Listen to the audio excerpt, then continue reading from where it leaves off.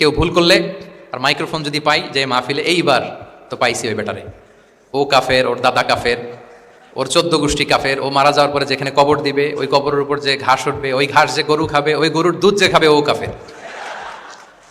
মানে 14 গোষ্ঠীকে কাফের বানাই দিচ্ছে। যখন রুকুতে যাবে স্ট্রেইট ফরওয়ার্ড রুকু করবে, হাত্তা তাতমা ইন্না রাকিআন। রাসূল সাল্লাল্লাহু আলাইহি ওয়াসাল্লামের রুকুর পিঠটা ছিল একেবারে স্ট্রেইট, এই টেবিলটা যেরকম স্ট্রেইট এরকম স্ট্রেইট। লাউ সাব্বা আলাইহিল মা লাস্তাকার। পানি ভর্তি একটা বোতল যদি রাসূল সাল্লাল্লাহু আলাইহি ওয়াসাল্লামের রুকু দেয়া পিঠের উপর রাখতো, পানিটাও পড়তো না, বোতলটাও পড়তো না। তাহাজ্জুদের সময় রাসূল সাল্লাল্লাহু আলাইহি ওয়াসাল্লাম নামাজে দাঁড়ালেন। আব্দুল্লাহ ইবনে আব্বাস এসে রাসূল সাল্লাল্লাহু আলাইহি ওয়াসাল্লামের বাম দিকে দাঁড়ালেন। ছোট মানুষ ভাবছে আমিও যাই নামাজ পড়ি। আচ্ছা বলেন তো, যদি দুইজন হয় নামাজে, একজন ইমাম আর একজন মুসল্লি, মুসল্লি ইমামের কোন দিকে দাঁড়াবে? কিন্তু আব্দুল্লাহ ইবনে আব্বাস দাঁড়াইছে কোন দিকে? বাম দিকে, কারণ উনি ব্যাপারটা জানেন না। তখন রাসূল সাল্লাল্লাহু আলাইহি ওয়াসাল্লাম কি করলেন? হাত দিয়ে টেনে পিছন দিয়ে এনে ডান দিকে নিয়ে আসলেন।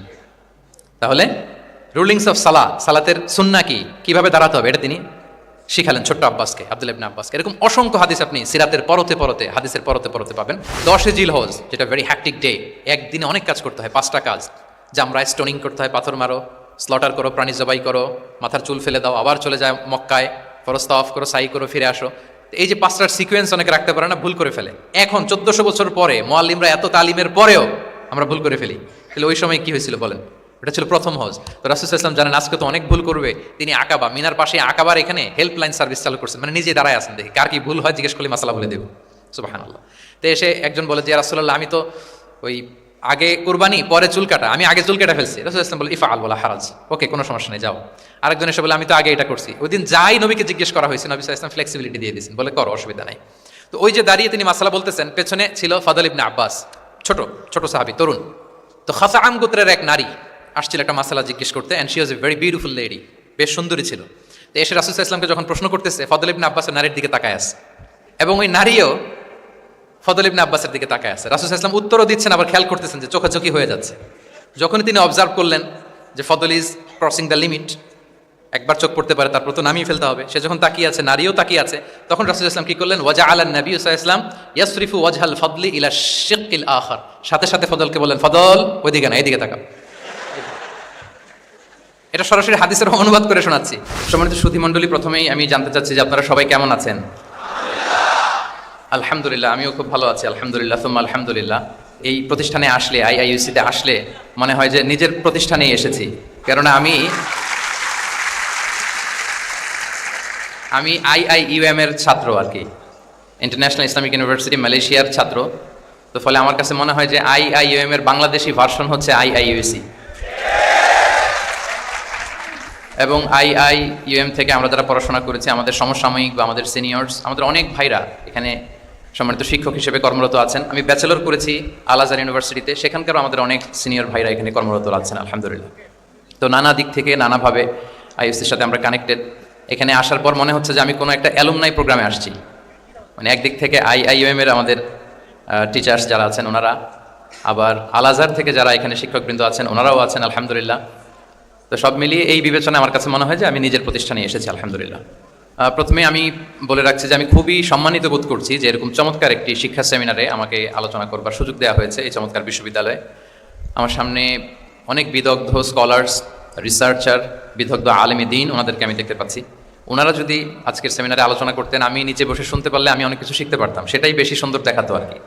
কিন্তু সম্মানিত উস্তাজদের নির্দেশক্রমে, অনুমতিক্রমে আমি আজকের এই সেমিনারের টপিকের উপর কিছু কথা উপস্থাপন করবার চেষ্টা করব ইনশাআল্লাহ বিইذনিল্লাহ।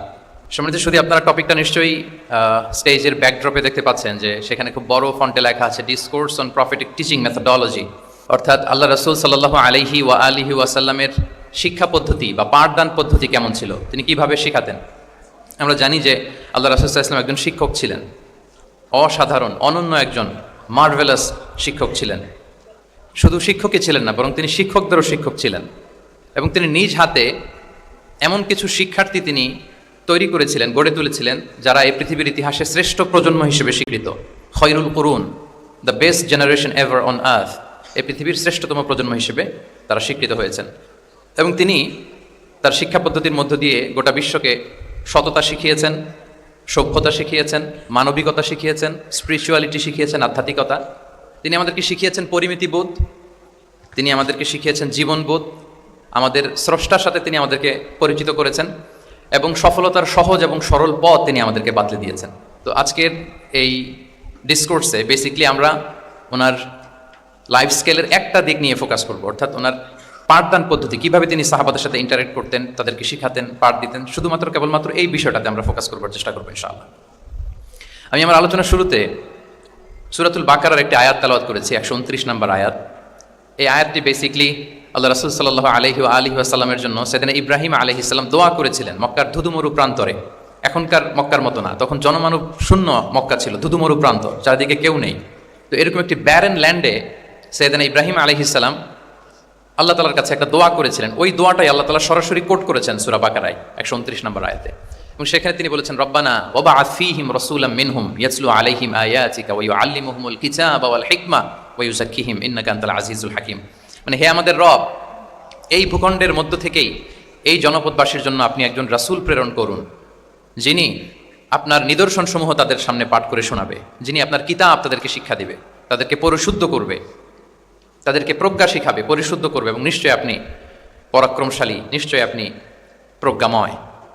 এই দোয়াটি ছিল সাইয়েদনা ইব্রাহিম আলাইহিস সালামের, এবং রাসূল সাল্লাল্লাহু আলাইহি ওয়াসাল্লাম আগমনের প্রায় 2500 বছর আগে ইব্রাহিম আলাইহিস সালাম এই দোয়াটি করেছিলেন। 2500 বছর আগে, যখন কেউ ছিল না মক্কায়। মক্কা ওয়াজ এ টোটালি ব্যারন ল্যান্ড, কোনো গাছপালা ছিল না, কিছু ছিল না। সেই দোয়া আল্লাহ তাআলা কবুল করেছিলেন, এবং এই দোয়ায় বেসিক্যালি তিনি আখিরি নবীর জন্য 4টা ফিচার কামনা করেছেন, যে আল্লাহ এই 4টা ফিচার দিয়ে আপনি নবী পাঠাবেন। এর মধ্যে একটা ছিল ওয়া ইউআল্লিমুহুমুল কিতাব, যে এমন নবী যেন হয় তিনি এই জনপদের লোকদেরকে কিতাব শিখাবে। কি শিখাবে? কিতাব। ওয়া ইউআল্লিমুহুমুল কিতাব, তার মানে রাসূল সাল্লাল্লাহু আলাইহি ওয়াসাল্লাম তিনি যে শিক্ষক হয়ে আসবেন, তিনি যে আল্লাহর কিতাব পৃথিবীবাসীকে শোনাবেন, তেলাওয়াত করে শোনাবেন, শেখাবেন, এই দোয়া রাসূল সাল্লাল্লাহু আলাইহি ওয়াসাল্লাম আগমনের 2500 বছর আগে সাইয়েদনা ইব্রাহিম আলাইহিস সালাম করেছিলেন। এবং রাসূল সাল্লাল্লাহু আলাইহি ওয়াসাল্লাম নিজেও বিভিন্ন হাদিসে ঘোষণা করেছেন যে আমি শিক্ষক হিসেবে প্রেরিত হয়েছি। ওয়া ইন্নামা বুইসতু মুআল্লিমান, আমি পৃথিবীতে শিক্ষক হিসেবে এসেছি। রাসূল সাল্লাল্লাহু আলাইহি ওয়াসাল্লাম 2টা গ্রুপ দেখলেন মসজিদে, এক গ্রুপ তারা জিকির আজকার করে, আরেক গ্রুপ তারা রিসার্চ করে, গবেষণা করে। রাসূল সাল্লাল্লাহু আলাইহি ওয়াসাল্লাম বললেন দুই দলই ভালো কাজ করতেছে, কিন্তু রাসূল সাল্লাল্লাহু আলাইহি ওয়াসাল্লাম যারা গবেষণা করতেছে, পড়াশোনা করতেছে, ফিকহ নিয়ে আলোচনা করতেছে, তাদের সাথে যেয়ে বসে গেলেন। আর তিনি বললেন ওয়া ইন্নামা বুইসতু মুআল্লিমান, আমি এই গ্রুপকে প্রায়োরিটি দিয়েছি কারণ আমি নিজেই শিক্ষক হিসেবে প্রেরিত হয়েছি। তারা অজ্ঞদেরকে শিক্ষা দিচ্ছে, জাহেলদেরকে, যারা কিছু জানে না, জ্ঞানের ছোঁয়া যাদের মধ্যে লাগেনি, এই গ্রুপ তাদেরকে এনলাইটেন করছে, আলোকিত করছে, ফলে আমি তাদেরকে প্রায়োরিটি দিলাম, তাদের সাথে বসে গেলাম। ওয়া ইন্নামা বুইসতু মুআল্লিমান, কারণ আমি পৃথিবীতে শিক্ষক হিসেবে প্রেরিত হয়েছি। তাহলে ইব্রাহিম আলাইহিস সালামের দোয়ার ফসল তিনি, হি কেম এজ এ টিচার, কারণ ইব্রাহিম আলাইহিস সালাম দোয়া করেছিলেন আল্লাহ এমন নবী পাঠাবেন যিনি ইউআল্লিমুহুমুল কিতাব, এই জনপদের লোকদেরকে কিতাব শিখাবে। এবং রাসূল সাল্লাল্লাহু আলাইহি ওয়াসাল্লাম নিজেও বলেছেন আমি শিক্ষক হিসেবে প্রেরিত হয়েছি। এবং জ্ঞানার্জনকে রাসূল সাল্লাল্লাহু আলাইহি ওয়াসাল্লাম বাধ্যতামূলক করেছেন, ম্যান্ডেটরি ফর অল, এবং জ্ঞান যে সবাই অর্জন করবে এটা তিনি বলেছেন, এটা সবার জন্য অবধারিত, শিক্ষার জন্য, এটা মানুষের মৌলিক অধিকার। তিনি বলেছেন তলাবুল ইলমি ফারিদাতুন আলা কুল্লি মুসলিম, পৃথিবীর প্রতিটি মুসলমানের জন্য জ্ঞান অর্জন এটা ফারিদা, আবশ্যক, ম্যান্ডেটরি, এটা অপশনাল না, এটা কম্পালসারি। এবং নারী পুরুষ নির্বিশেষে সবার জন্য, এমন না যে শুধু পুরুষদের জন্য। রাসূল সাল্লাল্লাহু আলাইহি ওয়াসাল্লাম বলেছেন আলা কুল্লি মুসলিম, প্রতিটি মুসলিমের জন্য জ্ঞানার্জন এটা আবশ্যক।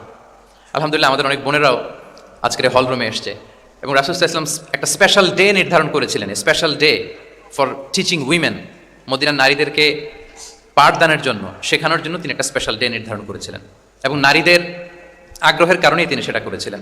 তারা একবার এসে রাসূল সাল্লাল্লাহু আলাইহি ওয়াসাল্লামকে বললেন যে গলাবানা আলাইকা রিজাল ফাজআল লানা ইয়াওমান মিন নাফসিক, হে নবী আমাদের মনে হচ্ছে পুরুষরা বেশি প্রায়োরিটি পেয়ে যায়, আপনি আমাদের জন্য স্পেশাল একটা ডে নির্ধারণ করেন, একটা দিন, যেদিন এসে আমরা আপনার কাছ থেকে অনেক কিছু শিখবো, জানবো।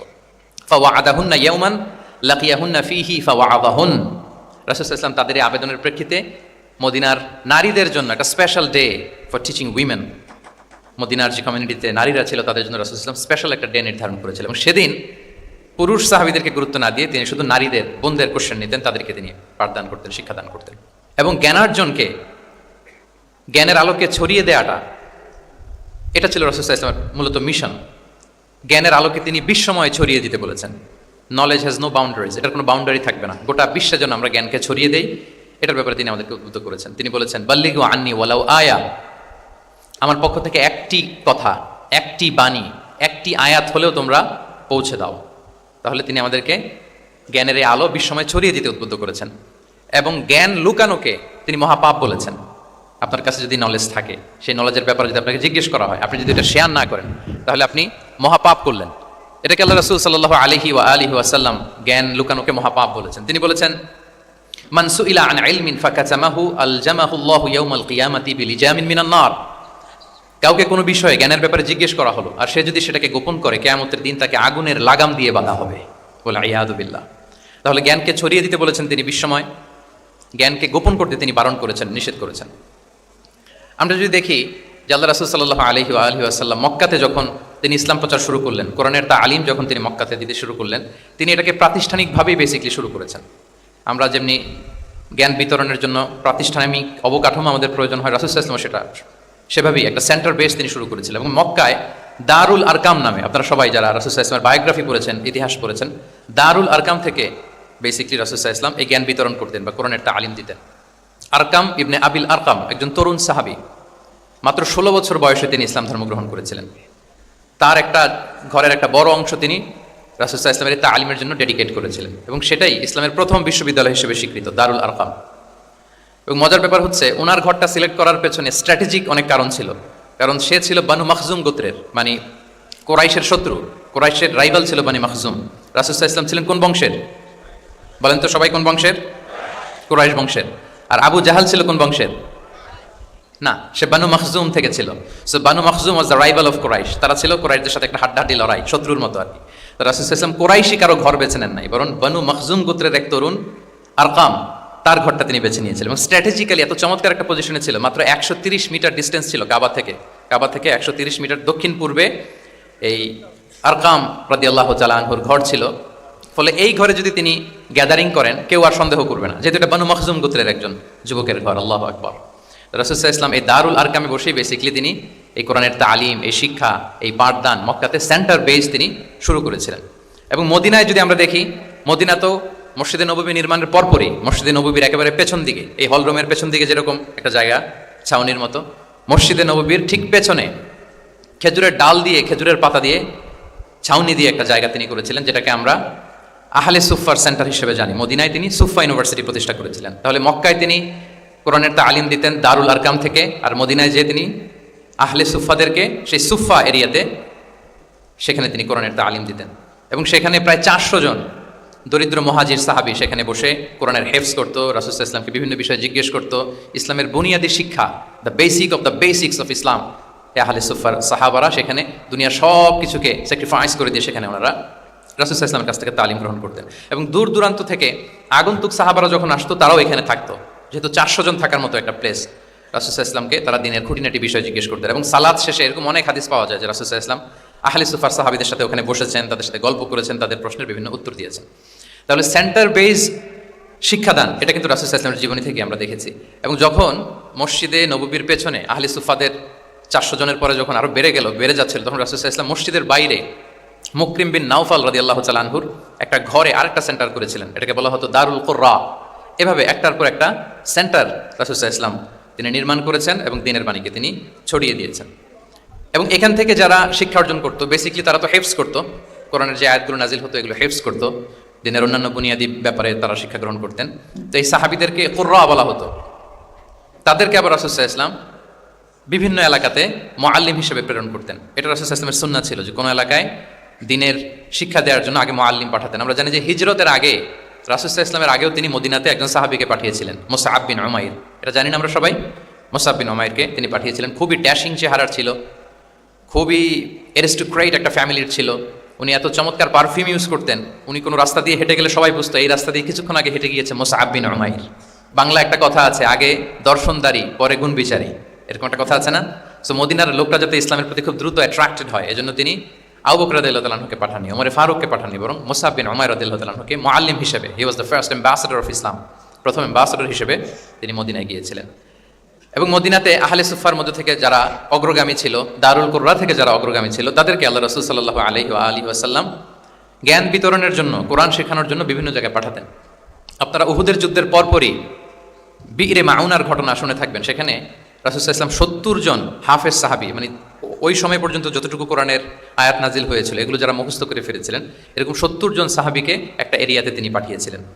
এবং এটা আসলে বিট্রে করেছিল তারা বলেছিল যে আমরা তাদেরকে নিয়ে যাব আমাদের এলাকায়, তারা দিন পৌঁছাবে। কিন্তু 70 জন সাহাবীকে বিট্রে করে তারা হত্যা করেছিল, ওনারা শাহিদ হয়েছিলেন এবং এতে রাসূল সাল্লাল্লাহু আলাইহি ওয়াসাল্লাম অনেক কষ্ট পেয়েছিলেন। যে সমস্ত গোত্র এই কাজের সাথে জড়িত ছিল টানা 1 মাস তাদের বিরুদ্ধে রাসূল সাল্লাল্লাহু আলাইহি ওয়াসাল্লাম বদদুয়া করেছেন, কুনুতে নাজিলা করেছেন ফজরের সালাতের পরে।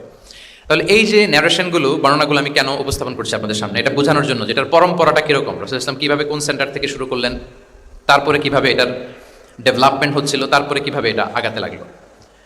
তাহলে রাসূল সাল্লাল্লাহু আলাইহি ওয়াসাল্লাম বিভিন্ন জায়গায় যে মুআল্লিম পাঠাতেন, এটা রেফারেন্স আমরা পেলাম যে তিনি তো এখানে শেখাচ্ছেন, যখন অনেক বেড়ে গেল, চাহিদা বাইরে অনেক বেশি, তিনি এখান থেকে ছাত্রদেরকে, সাহাবাদেরকে বিভিন্ন জায়গায় মুআল্লিম হিসেবে প্রেরণ করতেন।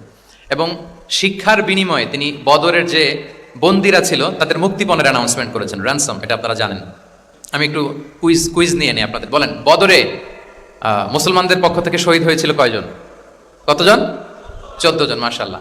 আর কুরাইশদের পক্ষ থেকে 70 জন। বন্দী হয়েছিল কয়জন দেখি? হ্যাঁ, 70 জন তারা নিহত হয়েছিল আর 70 জন বন্দী হয়েছিল।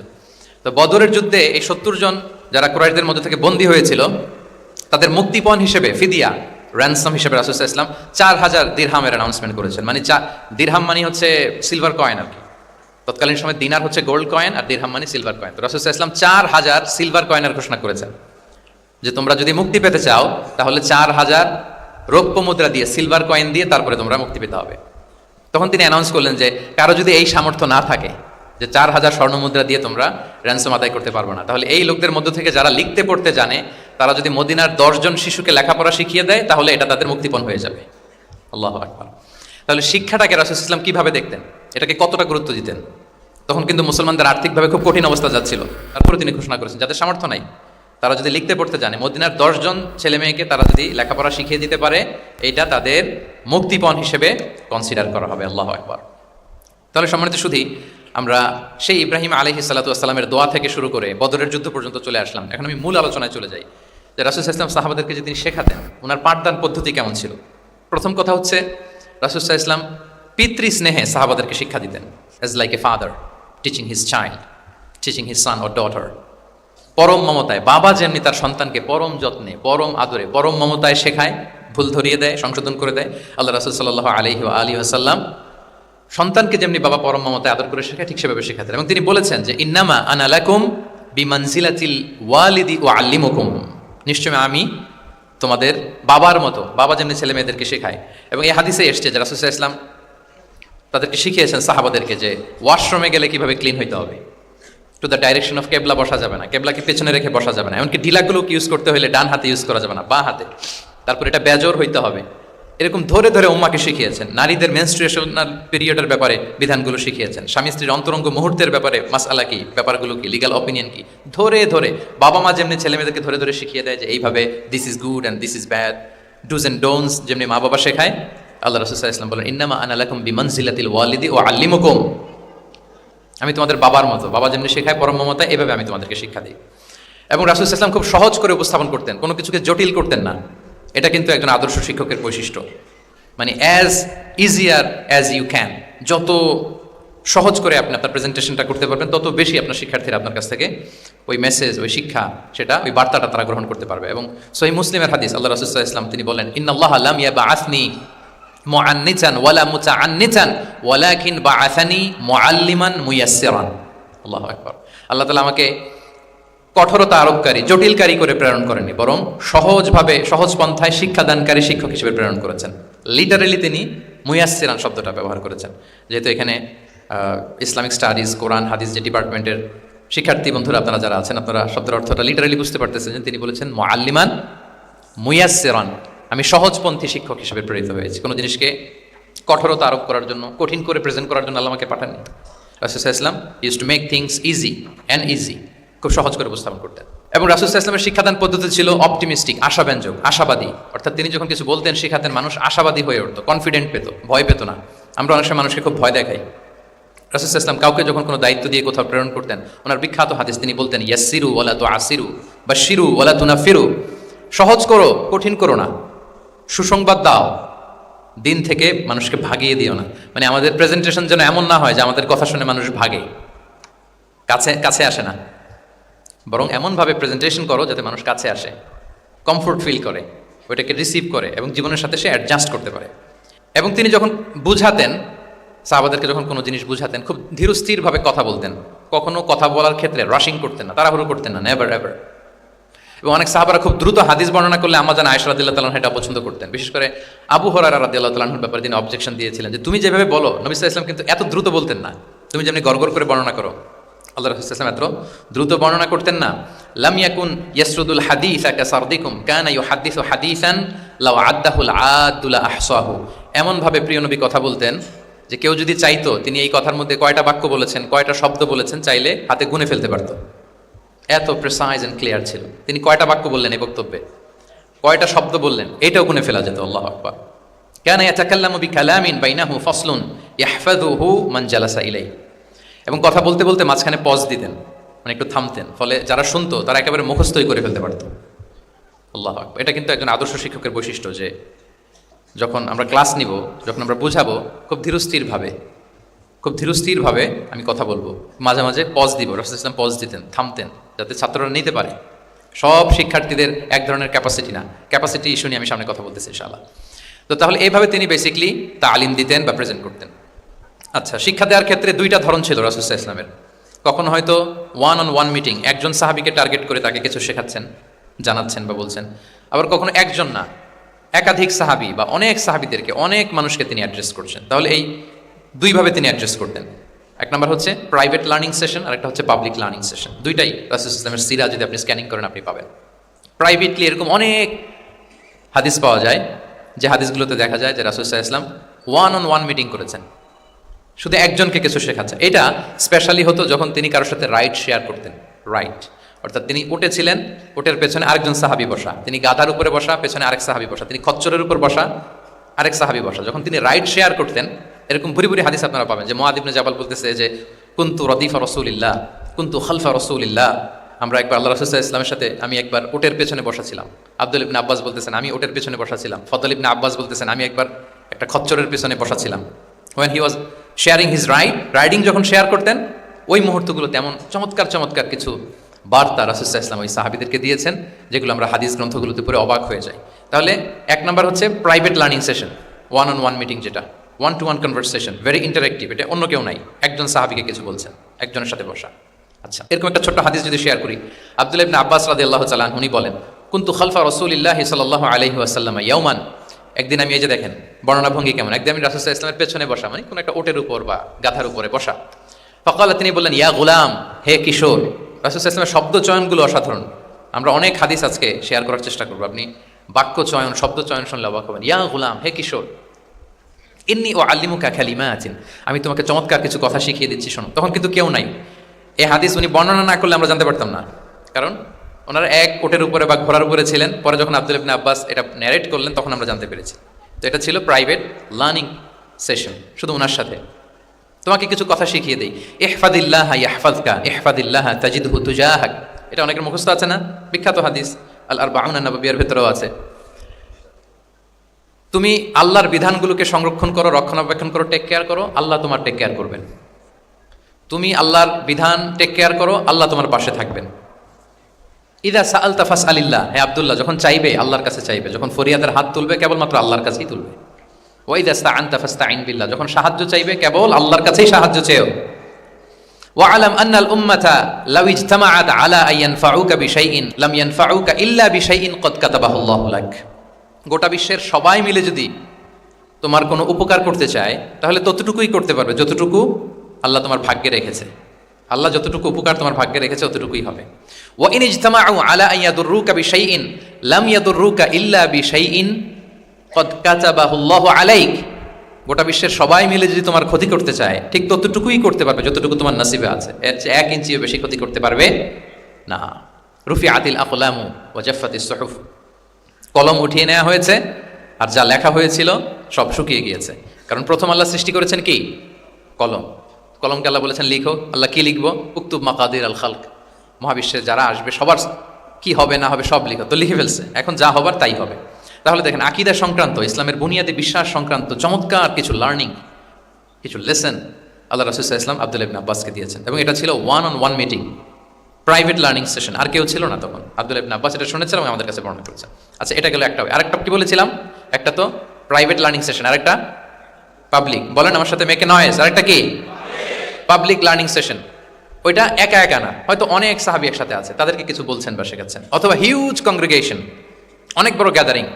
লেটসে মসজিদে নববীতে তিনি যে খুতবাগুলো দিয়েছেন, প্রায় 10 বছর তো তিনি খতিব ছিলেন, এই যতগুলো খুতবা দিয়েছেন এটা অফকোর্স কি পাবলিক লার্নিং সেশন। বিভিন্ন প্রেক্ষাপটে জনপরিসরে দেয়া রাসূল সাল্লাল্লাহু আলাইহি ওয়াসাল্লামের যে শিক্ষামূলক বক্তব্যগুলো, এগুলো পাবলিক লার্নিং সেশন। বিদায় হজের ভাষণ বিশাল এক কংগ্রেগেশনের সামনে তিনি অ্যাড্রেস করেছিলেন, ওটা কি ছিল? Public learning session. তাহলে সেখানের পদ্ধতিটা বেসিকলি দুই ধরনের, একটা ছিল, বলেন আমার সাথে, একটা ছিল প্রাইভেট লার্নিং সেশন আর একটা পাবলিক লার্নিং সেশন। আচ্ছা, এই তো, লেটস মুভ অন। এবার আমরা চলে যাব যে তিনি যেসব শিখন পদ্ধতি অবলম্বন করতেন, শেখানোর ক্ষেত্রে কি কি মিনস, কি কি ওয়ে তিনি অবলম্বন করতেন, সেগুলো আমরা শেয়ার করি। অনেকগুলো মিনস তিনি ইউজ করতেন, অনেকভাবে তিনি পাঠদান করতেন, সাহাবাদেরকে শিক্ষা দিতেন। এর মধ্যে অন্যতম একটা মাধ্যম হচ্ছে তিনি সাহাবাদেরকে কোশ্চেন করতেন, কোশ্চেন করে সঠিক উত্তর পেলে তিনি উৎসাহ দিতেন খুব। মনে রাখতে হবে রাসূল সাল্লাল্লাহু আলাইহি ওয়াসাল্লামের শিক্ষাটা বেসিকলি ছিল Q&A বেসড। সামনে আমরা ইন ডেপথ যখন আমরা ঢুকবো, basically oral based, oral session ছিল, মুখে মুখে। কারণ আমাদের মতো তো এত কাগজ কলম ছিল না, এখন যেমনি আপনাদেরকে হোমওয়ার্ক দেয়, অ্যাসাইনমেন্ট দেয়, এগুলো ছিল নাকি তখন? রাসূল সাল্লাল্লাহু আলাইহি ওয়াসাল্লামের সময় অ্যাসাইনমেন্ট দেওয়ার রীতি ছিল, বলেন? আপনাদের অ্যাসাইনমেন্ট দেয় স্যাররা? হ্যাঁ, সবাইকে দেয়? ভাল লাগে অ্যাসাইনমেন্ট করতে? ভাল লাগে না? আচ্ছা, ভাল লাগে কার কার দেখি হাত তোলেন। সর্বনাশ, মাত্র 3-4 জন হাত তুলে বলতেছে যে ভাল লাগে এদের। যে ভাল লাগে না কার কার দেখি। ইয়া আল্লাহ, আল্লাহ তাআলা হেদায়েত দান করুক আমাদেরকে। আচ্ছা, এবার দুইবারের একবারও যারা হাত তোলেন নাই তারা হাত তোলেন। একদল আছে খুব চালাক, ভাবে যে কোন কোন দলে কখন হাত তুলে আর কোন বিপদে পড়ি। তো এই যে এখন স্যাররা হোমওয়ার্ক দেন, কাজ দেন, অ্যাসাইনমেন্ট দেন, এটা তো ওই সময় ছিল না। ফলে এটা রাসূল সাল্লাল্লাহু আলাইহি ওয়াসাল্লামের পাঠদান পদ্ধতিটা বেসিকলি ছিল Q&A বেসড, প্রশ্নোত্তর পর্ব। সাহাবারা জিজ্ঞেস করতেন, না জানলে রাসূল সাল্লাল্লাহু আলাইহি ওয়াসাল্লাম আবার জিজ্ঞেস করতেন, দেখি ওরা জানে কিনা। এরকম অনেকভাবে তিনি শেখাতেন, আমরা সামনের দিকে আরো দেখব। তো রাসূল সাল্লাল্লাহু আলাইহি ওয়াসাল্লাম সাহাবাদেরকে প্রশ্ন ছুড়তেন, তিনি ট্রাই করতেন, দেখতেন যে দেখি ওরা পারে কিনা, ব্যাপারটা জানে কিনা। যদি কেউ সঠিক আনসার দিতে পারতো, রাসূল সাল্লাল্লাহু আলাইহি ওয়াসাল্লাম খুব উৎসাহ দিতেন, তাদেরকে প্রশংসা করতেন এবং উৎসাহ দিতেন। স্যাররা যখন আমাদের ক্লাসে প্রশংসা করে, ভালো লাগে না আমাদের? আমার প্রেজেন্টেশন খুব প্রশংসা করলো, আমার অ্যাসাইনমেন্টের খুব প্রশংসা করলো, আমাকে ইন্সপায়ার করলো, আমি আরো মোটিভেটেড হব না? হয়তো আমরা নাকি হই। তো রাসূল সাল্লাল্লাহু আলাইহি ওয়াসাল্লাম এটাই করতেন। উবাই ইবনে কাআব রাদিয়াল্লাহু তাআলা আনহুকে উনি প্রশ্ন করলেন, আল্লাহ রাসূল সাল্লাল্লাহু আলাইহি ওয়া আলিহি ওয়াসাল্লাম প্রশ্ন করলেন যে, ইয়া আবাল মুনজির, এটা ওনার কুনিয়া, আতাদরি আইয়ু আয়াতিন মিন কিতাবিল্লাহি মাআকা আ'যাম, তুমি কি জানো যে আল্লাহর কিতাবের কোন আয়াতটা সর্বশ্রেষ্ঠ? সর্বশ্রেষ্ঠ আয়াত কোনটা তুমি জানো? তখন উবাই ইবনে কাআব রাদিয়াল্লাহু তাআলা আনহু বললেন যে, আল্লাহু লা ইলাহা ইল্লা হুয়াল হাইয়ুল কাইয়্যুম, মানে আয়াতুল কুরসি। এটা কোন আয়াত? আয়াতুল কুরসি। এটা ফরজ সালাতের পর আমরা সবাই পড়ি তো নাকি? হ্যাঁ, মান ক্বারা আয়াতাল কুরসি দুবুরা কুল্লি সালাতিন মাকতুবাতিন লাম ইয়ামনাহু মিন দুখুলিল জান্নাতি ইল্লাল মাউত। ফরজ সালাতের পরে যারা আয়াতুল কুরসি পড়ে, তার জান্নাতে প্রবেশে কোনো বাধা থাকে না, একটা জিনিস ছাড়া, মানে মৃত্যু, মরণ। লোকটা মরে না তাই জান্নাতে যায় না, মরলেই জান্নাতি। তো হে উবাই, হে ইয়া আবাল মুনজির, তুমি কি জানো কোরআনের সর্বশ্রেষ্ঠ আয়াত কোনটা? তিনি বললেন যে আয়াতুল কুরসি। এটা শুনে রাসূল সাল্লাল্লাহু আলাইহি ওয়াসাল্লাম খুব খুশি হলেন। খুশি হয়ে কি করলেন? ফাদারাবা ফি সদরি, তিনি বললেন যে তিনি আমার বুকে একটা আলতো চাপড় দিলেন। এটা ভালোবাসার আলতো চাপড়, এরকম উৎসাহ দেওয়ার জন্য, যে সাবাস। আমরা মাঝে পিঠে কাউকে আলতো চাপড় দিয়ে কি বলি? ব্রেভো, সাবাস, মাশাআল্লাহ, এগুলো বলি না? তো রাসূল সাল্লাল্লাহু আলাইহি ওয়াসাল্লাম বুকে আলতো চাপড় দিয়ে বললেন, ওয়াল্লাহি লিয়াহনিকাল ইলমু আবাল মুনজির, তোমার ইলম, তোমার জ্ঞান কল্যাণময় হোক হে আবাল মুনজির, মোবারক হোক তোমার জন্য তোমার ইলম, may knowledge be pleasant for you, তোমার জ্ঞানটা বরকতময় হোক, কল্যাণময় হোক। তাহলে তিনি যখন সঠিক উত্তর দিতে পারলেন, রাসূল সাল্লাল্লাহু আলাইহি ওয়াসাল্লাম খুশি হয়ে বুকে আলতো চাপড় দিয়ে তার প্রশংসা করলেন, তার জন্য দোয়া করলেন। রাসূল সাল্লাল্লাহু আলাইহি ওয়াসাল্লাম এভাবে উৎসাহ দিতেন। এতে করে কি হয়? শিক্ষার্থীদের কনফিডেন্ট বাড়ে। কি হয়? যে স্যার যখন আমাকে এত কিছু বলতেছে, তাহলে নিশ্চয়ই আমি কিছু একটা ভালো কিছু করছি, আমাকে দিয়ে কিছু একটা হবে, আমাকে দিয়ে। আমরা অনেক সময় ভুল করে বলে ফেলি যে তোকে দিয়ে কিছুই হবে না, বলে ফেলি না? এতে হয় কি? কনফিডেন্ট কমে যায়। মা বাবারাও এটা করে যে তুই কিছুই পারবি না, তোকে দিয়ে কিছুই হবে না। বাংলাদেশে একটা বিখ্যাত কথা আছে, ওই যে ছেলে মেয়ে এ প্লাস না পেলে, পাশের বাড়ির কেউ পেলে বলে যে ওর পা ধোয়া পানি খা। কি বলে? তুই এ প্লাস পাইলি না, ওই দেখ ওই বাড়িতে পেয়ে গেল, ওর কি খা? পা ধোয়া পানি খা। তো আসলে এতে কি হয়? কনফিডেন্স কমে যায় ছেলে মেয়েদের। এটা যেন আমরা না বলি, বরং ওদেরকে ইন্সপায়ার করতে হবে, হ্যাঁ, উৎসাহিত করতে হবে, প্রশংসা করতে হবে। সাহাবীদের ভালো কিছু দেখলে সঠিক উত্তর তারা দিতে পারলে রাসূল সাল্লাল্লাহু আলাইহি ওয়াসাল্লাম প্রশংসা করতেন। আচ্ছা, গেল, এটা একটা পদ্ধতি। আরেকটা হচ্ছে কোনো গুরুত্বপূর্ণ জিনিসকে এমফেসাইজ করার জন্য রাসূল সাল্লাল্লাহু আলাইহি ওয়াসাল্লাম রেপিটেশন করতেন, তাকরার করতেন। গুরুত্বপূর্ণ জিনিসকে তিনি 3 বার উল্লেখ করতেন, তাকরার করতেন। আত্তাকওয়া হাহুনা, আত্তাকওয়া হাহুনা, আত্তাকওয়া হাহুনা ওয়া ইউশিরু ইলা সাদরিহি সালাসা মাররাত। তাকওয়া এখানে, এখানে, এখানে তিনবার বলে, একবার বললেই তো হয়ে যায়, তিনবার কেন বলেন? এটা গুরুত্বপূর্ণ, ভেরি ইম্পর্টেন্ট ইস্যু। গুরুত্ব বোঝানোর জন্য এমফেসাইজ করতে যেয়ে তিনি কোনো জিনিসকে কয়বার বলতেন? তিনবার। বিদায় হজের ভাষণ যখন দিলেন, ভাষণ দেয়া শেষ, এবার বলতেছে আল্লাহুম্মা হাল বাল্লাগতু, আল্লাহুম্মা হাল বাল্লাগতু, আল্লাহুম্মা হাল বাল্লাগতু, আল্লাহুম্মা ফাশহাদ। তিনবার বললেন যে আল্লাহ আমাকে যা পৌঁছাতে বলেছেন, হে মহাসমাবেশ তোমরা বলো আমি কি পৌঁছাতে পেরেছি, আমি কি ঠিকঠাক পৌঁছালাম, আমি কি সব তোমাদেরকে বলেছি, সাক্ষ্য দাও, সাক্ষ্য দাও। সবাই বললো ইয়া রাসূলুল্লাহ, আল্লাহ যেমনটি বলেছেন সব আপনি আমাদের কাছে পৌঁছে দিয়েছেন, কিছু লুকোচুরি করে নাই, কিছু লুকান নাই। তাহলে তিনবার জানতে চাইলেন, কয়বার? এটা রাসূল সাল্লাল্লাহু আলাইহি ওয়াসাল্লামের একটা গুরুত্বপূর্ণ অভ্যেস ছিল, যে যেটাকে তিনি এমফেসাইজ করতে চাইতেন, যেটা গুরুত্বপূর্ণ কোনো বিষয় এটাকে তিনি রিপিট করতেন বারবার, সাধারণত তিনবার। সাধারণত কয়বার? তাহলে গুরুত্বপূর্ণ জিনিসগুলো আমরা বারবার বলবো যাতে আমাদের শিক্ষার্থীরা সহজে সেটা মুখস্থ করে ফেলতে পারে। আচ্ছা, আবার রাইডিং শেয়ারের আর একটা ঘটনা। মুআয ইবনে জাবাল রাদিয়াল্লাহু তাআলা আনহু, উনি একবার রাসূল সাল্লাল্লাহু আলাইহি ওয়াসাল্লামের সাথে বাহনের পেছনে ছিলেন, হয়তো উট। কুনতু রিদফান নবী, মুআয ইবনে জাবাল বলেন আমি রাসূল সাল্লাল্লাহু আলাইহি ওয়াসাল্লামের পেছনে একবার বসা ছিলাম, তো তখন হঠাৎ করে রাসূল সাল্লাল্লাহু আলাইহি ওয়াসাল্লাম আমাকে ডাক দিলেন। রাসূল সাল্লাল্লাহু আলাইহি ওয়াসাল্লাম সামনে, মুআয ইবনে জাবাল পেছনে, হঠাৎ ডেকে বললেন ইয়া মুআয ইবনে জাবাল, হে মুআয ইবনে জাবাল। তো তিনি বললেন খুব বিনয়ের সাথে, কুলতু লাব্বাইকা রাসূলুল্লাহি ওয়া সা'দাইক, মানে হে আল্লাহ রাসূল আমি হাজির, আমি প্রস্তুত, হে আল্লাহ রাসূল আপনি খালি অর্ডার করেন, বান্দা হাজির। আমরা এরকম বলি না মাঝে মাঝে বাংলায়, কি বলি? বান্দা হাজির, মানে আমি আছি আপনার খেদমত, আপনি বলেন। তো রাসূল ইসলাম বললেন ইয়া মুআয ইবনে জাবাল লাব্বাইকা রাসূলুল্লাহি ওয়া সা'দাইক, ইয়া রাসূলুল্লাহ আমি হাজির। কিন্তু রাসূল ইসলাম কিছু বলেন না, কিছুই বলেন না। আবার যাচ্ছে, উট যাচ্ছে যাচ্ছে যাচ্ছে, কয়েক মিনিট পরে আবার ডাক দিলেন ইয়া মুআয ইবনে জাবাল, হে মুআয। উনি একই কথা, লাব্বাইকা রাসূলুল্লাহ সা'দাইক, হে আল্লাহ রাসূল আমি হাজির, উপস্থিত। আবার ইয়া মুআয ইবনে জাবাল, হে মুআয। তিনি একই কথা বললেন লাব্বাইকা রাসূলুল্লাহ, তিনবার বললেন, তিনবার মুআয ইবনে জাবাল একই উত্তর দিলেন। তার মানে ওনার আগ্রহটা বাড়াচ্ছেন। রাসূল সাল্লাল্লাহু আলাইহি ওয়াসাল্লাম একটা গুরুত্বপূর্ণ কথা বলবেন, এই কথাটা শোনানোর জন্য মুআয ইবনে জাবালের উনি কি করতেছেন? ভেতর থেকে কথা বুঝতেছেন আমার সবাই, আগ্রহটা আরো বাড়াচ্ছেন, আরো বাড়াচ্ছেন। যখন দেখলেন যে না, আগ্রহ একেবারে 100 এখন বললে সেটা রিসিভ করতে পারবে, কাজে দিবে, তখন তিনি বললেন যে মুআয তুমি কি জানো হাল তাদরি মা হাক্কুল্লাহি আলাল ইবাদ, বান্দার উপর আল্লাহর হক কি জানো? তিনি বললেন আল্লাহু ওয়া রাসূলুহু আ'লাম, আল্লাহ আল্লাহ রাসূল ভালো জানেন। সাহাবাদের একটা বৈশিষ্ট্য ছিল, they are very down to earth, মানে আউট অফ হাম্বলনেস তারা বলতেন আল্লাহ আল্লাহ রাসূল ভালো জানে। তো তিনি বললেন যে আল্লাহর, বান্দার উপর আল্লাহর অধিকার হচ্ছে যে বান্দা কখনো আল্লাহর সাথে শিরক করবে না, এক আল্লাহর ইবাদত করবে। কিছুক্ষণ পর আবার ইয়া মুআয ইবনে জাবাল, দেখেন কি স্টাইল, মানে রাজকীয় একটা স্টাইল, ইয়া মুআয ইবনে জাবাল। আবার তিনি লাব্বাইকা রাসূলুল্লাহ সা'দাইক, হে আল্লাহর রাসূল আমি তো হাজির। তখন বললেন তুমি কি জানো আল্লাহর উপরে বান্দার হক কি? এতক্ষণ তো জানলা যে আল্লাহর হক কি, তুমি কি জানো যে আল্লাহর প্রতি বান্দার হক কি? আবার বললেন যে আল্লাহ রাসূলই ভালো জানেন।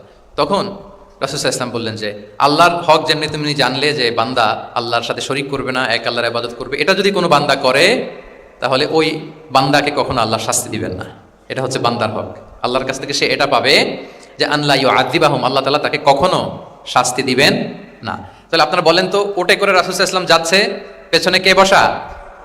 হুট করে বলল মুআয একটা কথা শোনো, আল্লাহর হক হচ্ছে বান্দা আল্লাহর ইবাদত করবে, আর বান্দার হক হচ্ছে এটা করলে সে শাস্তি পাবে না। কথাটা যদি এমনি বলে দিত তাইলে কি এত এটা গুরুত্ব পাইতো? কথা বলেন, পাইতো? এটা তো 10 সেকেন্ডই শেষ। কিন্তু যেতে যেতে হে মুআয ইবনে জাবাল লাব্বাইকা ইয়া রাসূলুল্লাহ সা'দাইক, কিছু বলে না। হে রাসূল আমি তো শুনতেছি, বলেন। আবার একটু পর হে মুআয ইয়া রাসূলুল্লাহ আমি হাজির, বলেন। আরো কিছু সময় পর হে মুআয ইয়া রাসূলুল্লাহ, মানে তার আগ্রহ বাড়াতে বাড়াতে বাড়াতে যখন আগ্রহের পারদ একেবারে উচ্চাঙ্গে, তখন রাসূল সাল্লাল্লাহু আলাইহি ওয়াসাল্লাম বার্তাটা পেশ করলেন। আল্লাহু আকবার। তাহলে এটা ছিল রাসূল সাল্লাল্লাহু আলাইহি ওয়াসাল্লামের অভ্যেস, যে তিনি একই কথা বারবার বলে আগ্রহ বাড়াতেন। তিনবার তিনি বলেছেন, তিনবার ডাক দিয়েছেন হে মুআয ইবনে জাবাল। তাহলে রিপিটেশন, এটা একটা অভ্যেস ছিল রাসূল সাল্লাল্লাহু আলাইহি ওয়াসাল্লামের, পাঠদানের ক্ষেত্রে একটা পদ্ধতি। আচ্ছা, রাসূল সাল্লাল্লাহু আলাইহি ওয়াসাল্লামের আরেকটা পদ্ধতি ছিল যে তিনি ধারণ ক্ষমতা অনুযায়ী নির্দেশনা দিতেন, considering the state of the addressee, যাকে অ্যাড্রেস করতেছেন তার ক্যাপাসিটি কতদূর, এটা বুঝে শুনে বলতেন, খুব বাড়িয়ে বলতেন, বেশি কিছু বলতেন না। এক বেদুইন আসলো, বেদুইন মানে সে মরুপল্লীতে থাকে, শহরের যে নিয়মকানুন জানে না, সভ্যতার ছোঁয়া তার মধ্যে লাগেনি। এসে বলল দুল্লানি আলা আমাল আমিলতুহু ইদা আমিলতুহু দাখালতুল জান্নাহ, হে নবী আপনি আমাকে এমন একটা আমল শিখায় দেন যেটা করলে আমি জান্নাতে যাব। তো রাসূল সাল্লাল্লাহু আলাইহি ওয়াসাল্লাম দেখলেন লোকটা বেদুইন, শহরের লোক না, আবার খুব সহজ সরল, একেবারে সাদামাটা। তো রাসূল সাল্লাল্লাহু আলাইহি ওয়াসাল্লাম বললেন 4টা কাজ করবা, তা'বুদাল্লাহ ওয়া লা তুশরিকু বিহি শাইআ, তুকিমাস সালাতাল মাকতুবা, তুআদ্দি যাকাতাল মাফরুদা ওয়া তাসুমা রমাদান। 4টা কাজ, এক আল্লাহর ইবাদত করবা, শিরক করবা না, ফরজ সালাত পড়বা, ফরজ যাকাত দিবা, রমজানের ফরজ রোজা রাখবা। কয়টা কাজ? কয়টা বলছে? Very simple to memorise, right?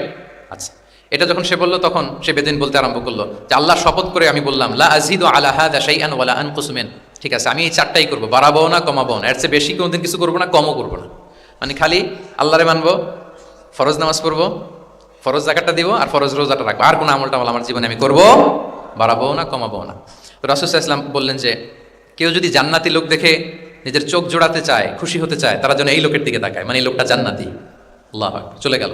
দেখেন তার কাছে কিন্তু আমলের বিশাল ফিরিস্তি নিয়ে রাসূল সাল্লাল্লাহু আলাইহি ওয়াসাল্লাম হাজির হয় নাই, কারণ তার ক্যাপাসিটি দেখতে হবে, তার সক্ষমতা, সে কদ্দুর নিতে পারবে। রাসূল সাল্লাল্লাহু আলাইহি ওয়াসাল্লাম অবজার্ভ করে দেখলেন যে বেদুইন মানুষ, তার বেশি কিছু বললে কাজে দিবে না, অল্প একটু বলছে, ওইটা মেনেই সে কি হয়ে গেছে, জান্নাতি হয়ে গেছে। এটা অনেক সময় আমরা ভুল করে ফেলি। শিক্ষার্থীদের মধ্যে সবার মানে রিসিভিং ক্যাপাসিটি এক ধরনের হয় না, কারো খুব বেশি, কারো খুব কম। তো একজন আদর্শ শিক্ষকের কাজ হচ্ছে এটাকে ফলো করা, অবজার্ভ করা, এবং যেটা তাদের সক্ষমতায় কুলায় ঠিক অতটুকু তাদেরকে দেয়, এর চেয়ে বেশি কিছু না। রাসূল সাল্লাল্লাহু আলাইহি ওয়াসাল্লামের আরেকটা পদ্ধতি ছিল গ্রাজুয়ালিটি, স্টেপ বাই স্টেপ, ধীরস্থিরভাবে, অল্প অল্প করে, শাইআন ফাশাইআন। আর তাদাররুজ বিল বাদই বিল আহাম্মি সুম্মাল মুহিম, আগে সবচেয়ে গুরুত্বপূর্ণ, starting with the most important affair first, then the important affair, then the important. সবচেয়ে গুরুত্বপূর্ণটা আগে, এরপরে যেটা কম গুরুত্বপূর্ণ, এরপর কম গুরুত্বপূর্ণ। তাহলে একটু একটু করে বললে এটা মানুষের ফিতরাতের সাথেও যায়, তার নেচারের সাথেও যায়। আমরা মদ হারাম হওয়ার কথা জানি, কয়টা স্টেপে হারাম হয়েছিল মদ? একবারে যদি বলা হতো বন্ধ করার সহজ হতো সাহাবাদের জন্য, হতো না। অনেকে আছে দেখবেন যে চেইন স্মোকার, চেইন স্মোকার বুঝতে পেরেছেন তো, মানে অনেক সিগারেট খায়, লেটসে দিনে 10 থেকে 15টা খায়। তো যে চেইন স্মোকার, আপনি যদি বলেন যে এটা হারাম, আজকেই তোমার বাদ দিতে হবে, হারাম, এটা খেতে পারবে না, পারবে?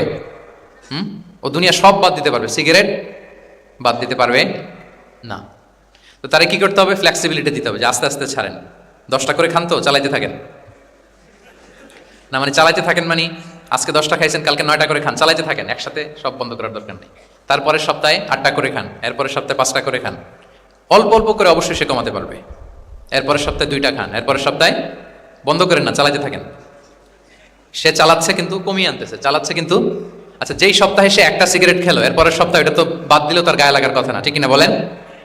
যেই সপ্তাহে কয়টা খেলো, এটা তো স্যাক্রিফাইস করা যায়, কিন্তু 10টা থেকে 0-তে আসা সহজ না। তাহলে গ্রাজুয়ালি আমরা এই ভুলটা করি। অনেকের নতুন করে আল্লাহ তাআলা রিয়েলাইজেশন দিয়েছেন, নতুন দিনে আসছে, দিনে ফিরছে, মানে প্র্যাকটিসিং হতে চায় এখন। এখন আপনি তারে পাইয়া এমন নিয়ম কানুন দেখাচ্ছেন, বেচারা তো বলে আগে যা ছিলাম ওইটাই ভালো ছিলাম। এরকম হয় না অনেক সময়? হ্যাঁ, ধরেন যে কোনো একজন নারী, সে হয়তো পর্দা মেনটেন করে না, একটু হিপ হপ স্টাইলে চলাফেরা করে, তো সে ভাবলো যে না, আমি তো অনেক ভুল করে ফেলছি, আমি সংশোধন হব, আমি প্র্যাকটিসিং হতে চাই। তা এখন যখন সে আপনার কাছে আসছে নাসিহাত নেওয়ার জন্য, আপনি যদি বলেন যে তোমার এইট করতে হবে, বোরকা ঝুলাইতে হবে, হাত মোজা, পা মোজা, পারবে? এ বলবে আগে যা ছিলাম ভালোই ছিলাম। তাকে একটু একটু করে বোঝাতে হবে, মানে এই হেজাব এটা কেন, হ্যাঁ, কাভারিং আওরা এটা কেন, কেন এটা করতে, এটা বেনিফিটটা আগে বুঝালেন।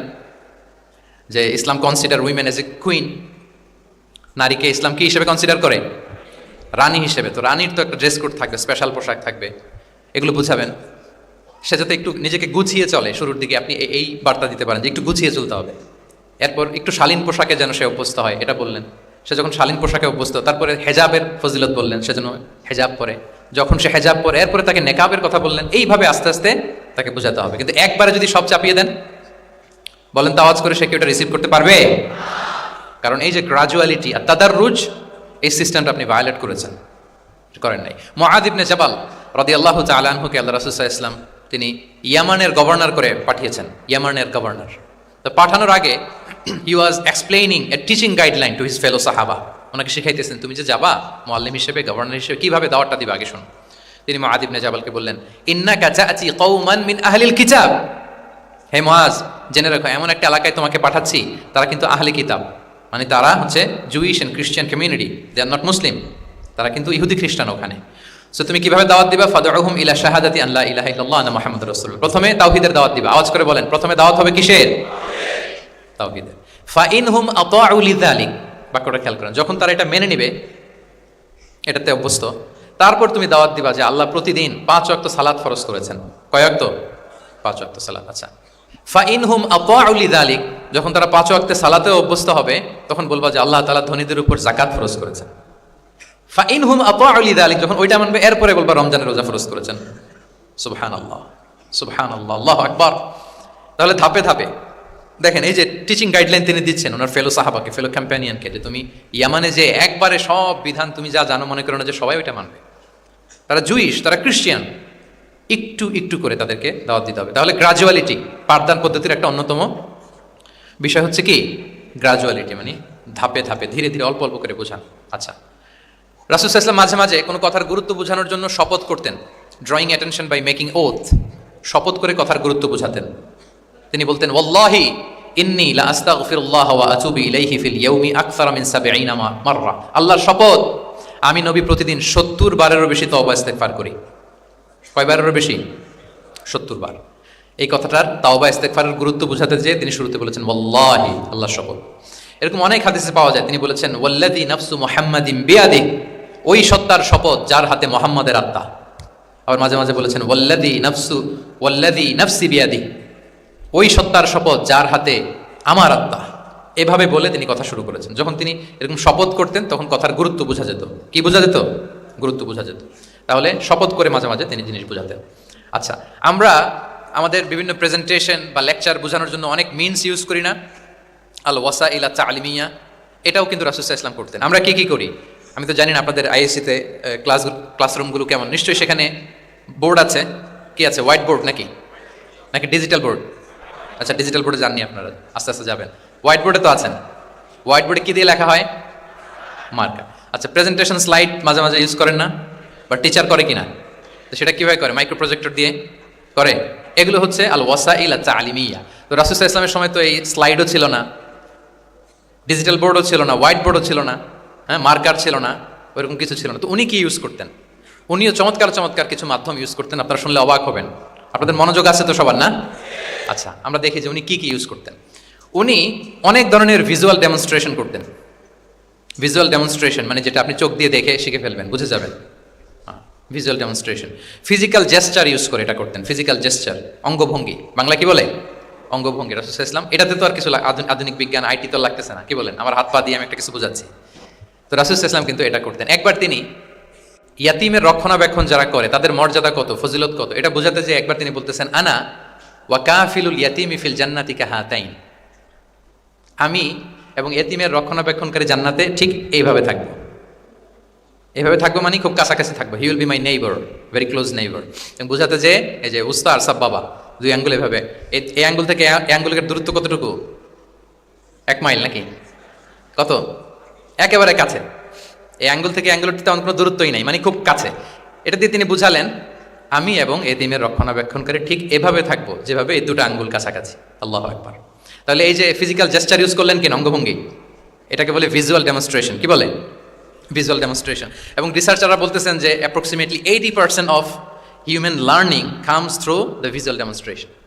মানে আইজ দিয়ে, চোখ দিয়ে আমরা আমাদের শেখার 80% শিখে ফেলি। আমাদের শিখনের অলমোস্ট 80% আমরা দেখে দেখে শিখি। তাহলে রাসূল সাল্লাল্লাহু আলাইহি ওয়াসাল্লাম ভিজুয়াল ডেমনস্ট্রেশন করলেন, আনা ওয়া কাফিলুল ইয়াতীমি ফিল জান্নাতি কাহাতাইন। আচ্ছা, আরও দেখি হাদিসে এরকম আরও পাওয়া যায়। আমরা যে মুমিনরা ভাই ভাই, বিভিন্ন হাদিসে বিভিন্ন টেক্সটে রাসূল সাল্লাল্লাহু আলাইহি ওয়াসাল্লাম বলেছেন।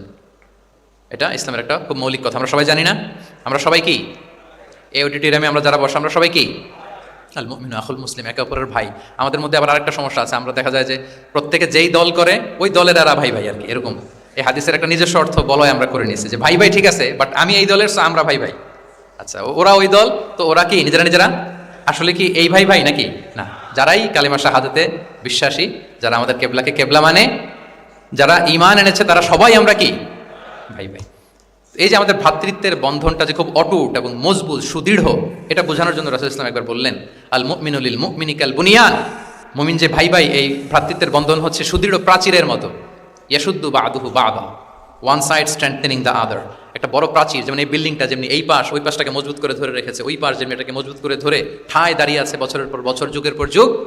রাসূল সাল্লাল্লাহু আলাইহি ওয়াসাল্লাম বললেন মুমিন যে ভাই ভাই, তাদের সম্পর্কটা এরকম সুদৃঢ়। কতটা সুদৃঢ় এটা বলতে যে ওয়া শাব্বাকা বাইনা আসওয়াবিহি, তিনি হাতের এই 5 আঙ্গুল, এই 5 আঙ্গুলের ভেতরে ঢুকাই দিলেন। এরকম ধরেন তো একটু সবাই। আচ্ছা, ঢুকিয়ে একটু চাপ দেন।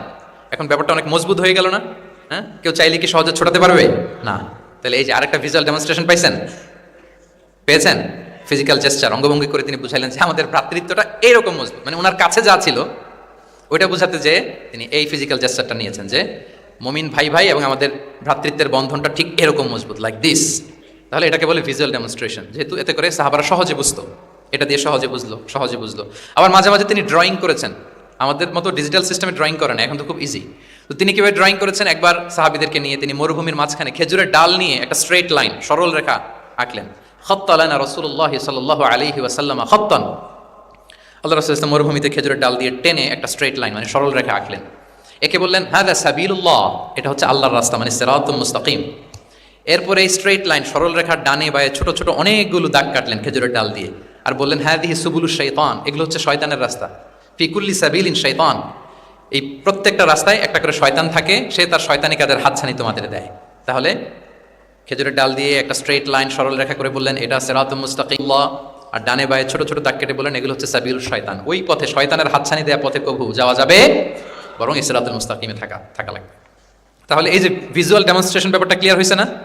কাফিলুল ইয়াতিমি কাহাতাইন শাব্বাকা বাইনা আসাবিহি খাত্তালানা রাসূল সাল্লাল্লাহু আলাইহি ওয়াসাল্লাম খাত্তা। তাহলে এভাবে ওনার সাধ্যের নাগালে যা যা ছিল সাহাবাদেরকে আরো বোঝাতে ভালো করে, হ্যাঁ, to clarify the issue, to visualise the matter, রাসূল সাল্লাল্লাহু আলাইহি ওয়াসাল্লাম এগুলোর ব্যবহার করেছেন। আচ্ছা, এরপর মাঝে মাঝে সাহাবীদের মস্তিষ্কের যাতে ব্যায়াম হয়, শিক্ষার্থীর কল্পনার জগতে কোনো কিছু চিত্রায়িত করা, এতে করে মস্তিষ্কের ব্যায়াম হয় আর কি, to enhance the power of imagination, আপনার ইমাজিনারি পাওয়ারকে ডেভেলপ করবার জন্য। রাসূল ইসলাম হাদিসে এরকম অনেক কথা বলেছেন, তোমরা একটু ভাবো তো, এরকম হইলে কেমন হয়, এমন হইলে কেমন হয়, তেমন হইলে কেমন হবে। এই কথাগুলো যখন বলতেন সাহাবারা ভাবনার জগতে হারিয়ে যেত, ভাবতেন, কল্পনার রাজ্যে হারিয়ে যেতেন, ওনাদের মস্তিষ্কের ব্যায়াম হতো, তাদের যে ইমাজিনেশনের যে পাওয়ার এটা ডেভেলপ করতো, এমনটা পাওয়া যায়। রাসূল ইসলাম একবার বললেন আর আইতুম লাউ আন্না নাহরান বিবাবি আহাদিকুম ইয়াগতাসিলু মিনহু কুল্লা ইয়াউমিন খামসা মাররাতিন হাল ইয়াবকা মিন দারানিহি শাই। আচ্ছা বলো তো, তোমরা একটু ভাবো তো, কল্পনার রাজ্যে হারিয়ে যাও, ভেবে দেখো তো, ধরো যে তোমার বাড়ির সামনে একটা ঝর্ণাধারা আছে বা একটা চমৎকার লেক আছে যেখানে স্বচ্ছ স্ফটিক পানি, তুমি যদি প্রতিদিন ওই ঝর্ণায় যে বা ওই লেকে নেমে 5 বার গোসল করো, তোমার গায়ে কোনো ময়লা থাকবে আর?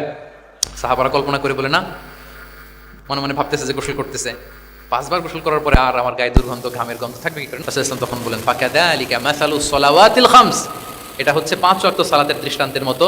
কারো ঘরের সামনে যদি একটা স্বচ্ছ লেক থাকে, পানির ফোয়ারা, সে যদি 5 বার গোসল করে, তার গায়ে যেমনি কোনো দুর্গন্ধ, ময়লা, আবর্জনা কিছু থাকে না, কেউ যখন 5 ওয়াক্ত সালাত আদায় করে তখন এই সালাতও তার সব গুনাহগুলোকে ধুয়ে মুছে এরকম পাক পবিত্র সাফ করে দেয়।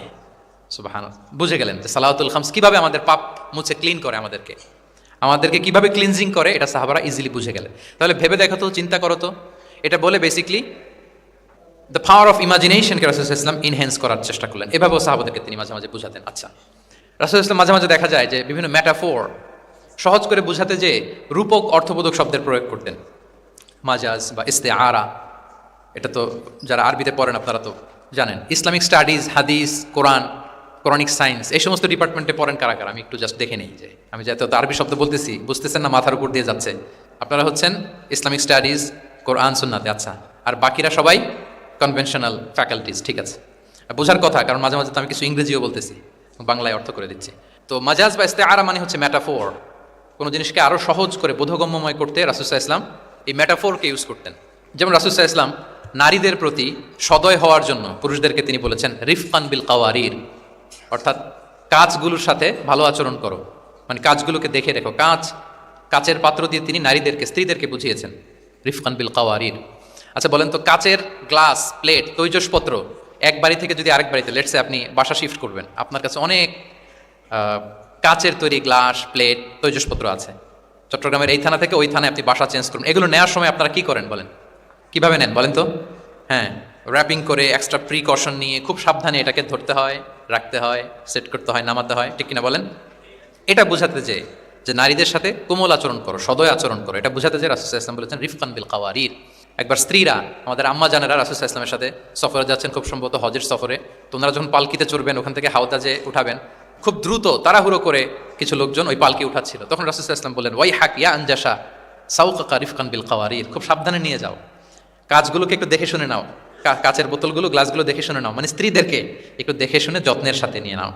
তাহলে নারীদেরকে কিসের সাথে তুলনা করেছেন? কাচের গ্লাস, কাচের তৈজসপত্র, কাচের সামগ্রী, যাতে বুঝতে সুবিধা হয়। কাচের গ্লাস তোমরা যেমনি ধরো, রাখো, ডিল করো, নারীদের সাথেও এভাবে কি কোমল আচরণ করতে হবে। আচ্ছা, আমি শুরুতেই বলেছিলাম যে রাসূল সাল্লাল্লাহু আলাইহি ওয়াসাল্লামের সাহাবীদেরকে কিছু শেখানো পদ্ধতিটা মেইনলি কি ছিল? কি বেসড? কারো মনে আছে? কিউ&এ বেসড, রাইট? এই তো মাশাআল্লাহ, Q&A মানে প্রশ্নোত্তরমূলক। সাহাবারা প্রশ্ন করতে রাসূল সাল্লাল্লাহু আলাইহি ওয়াসাল্লাম উত্তর দিতেন।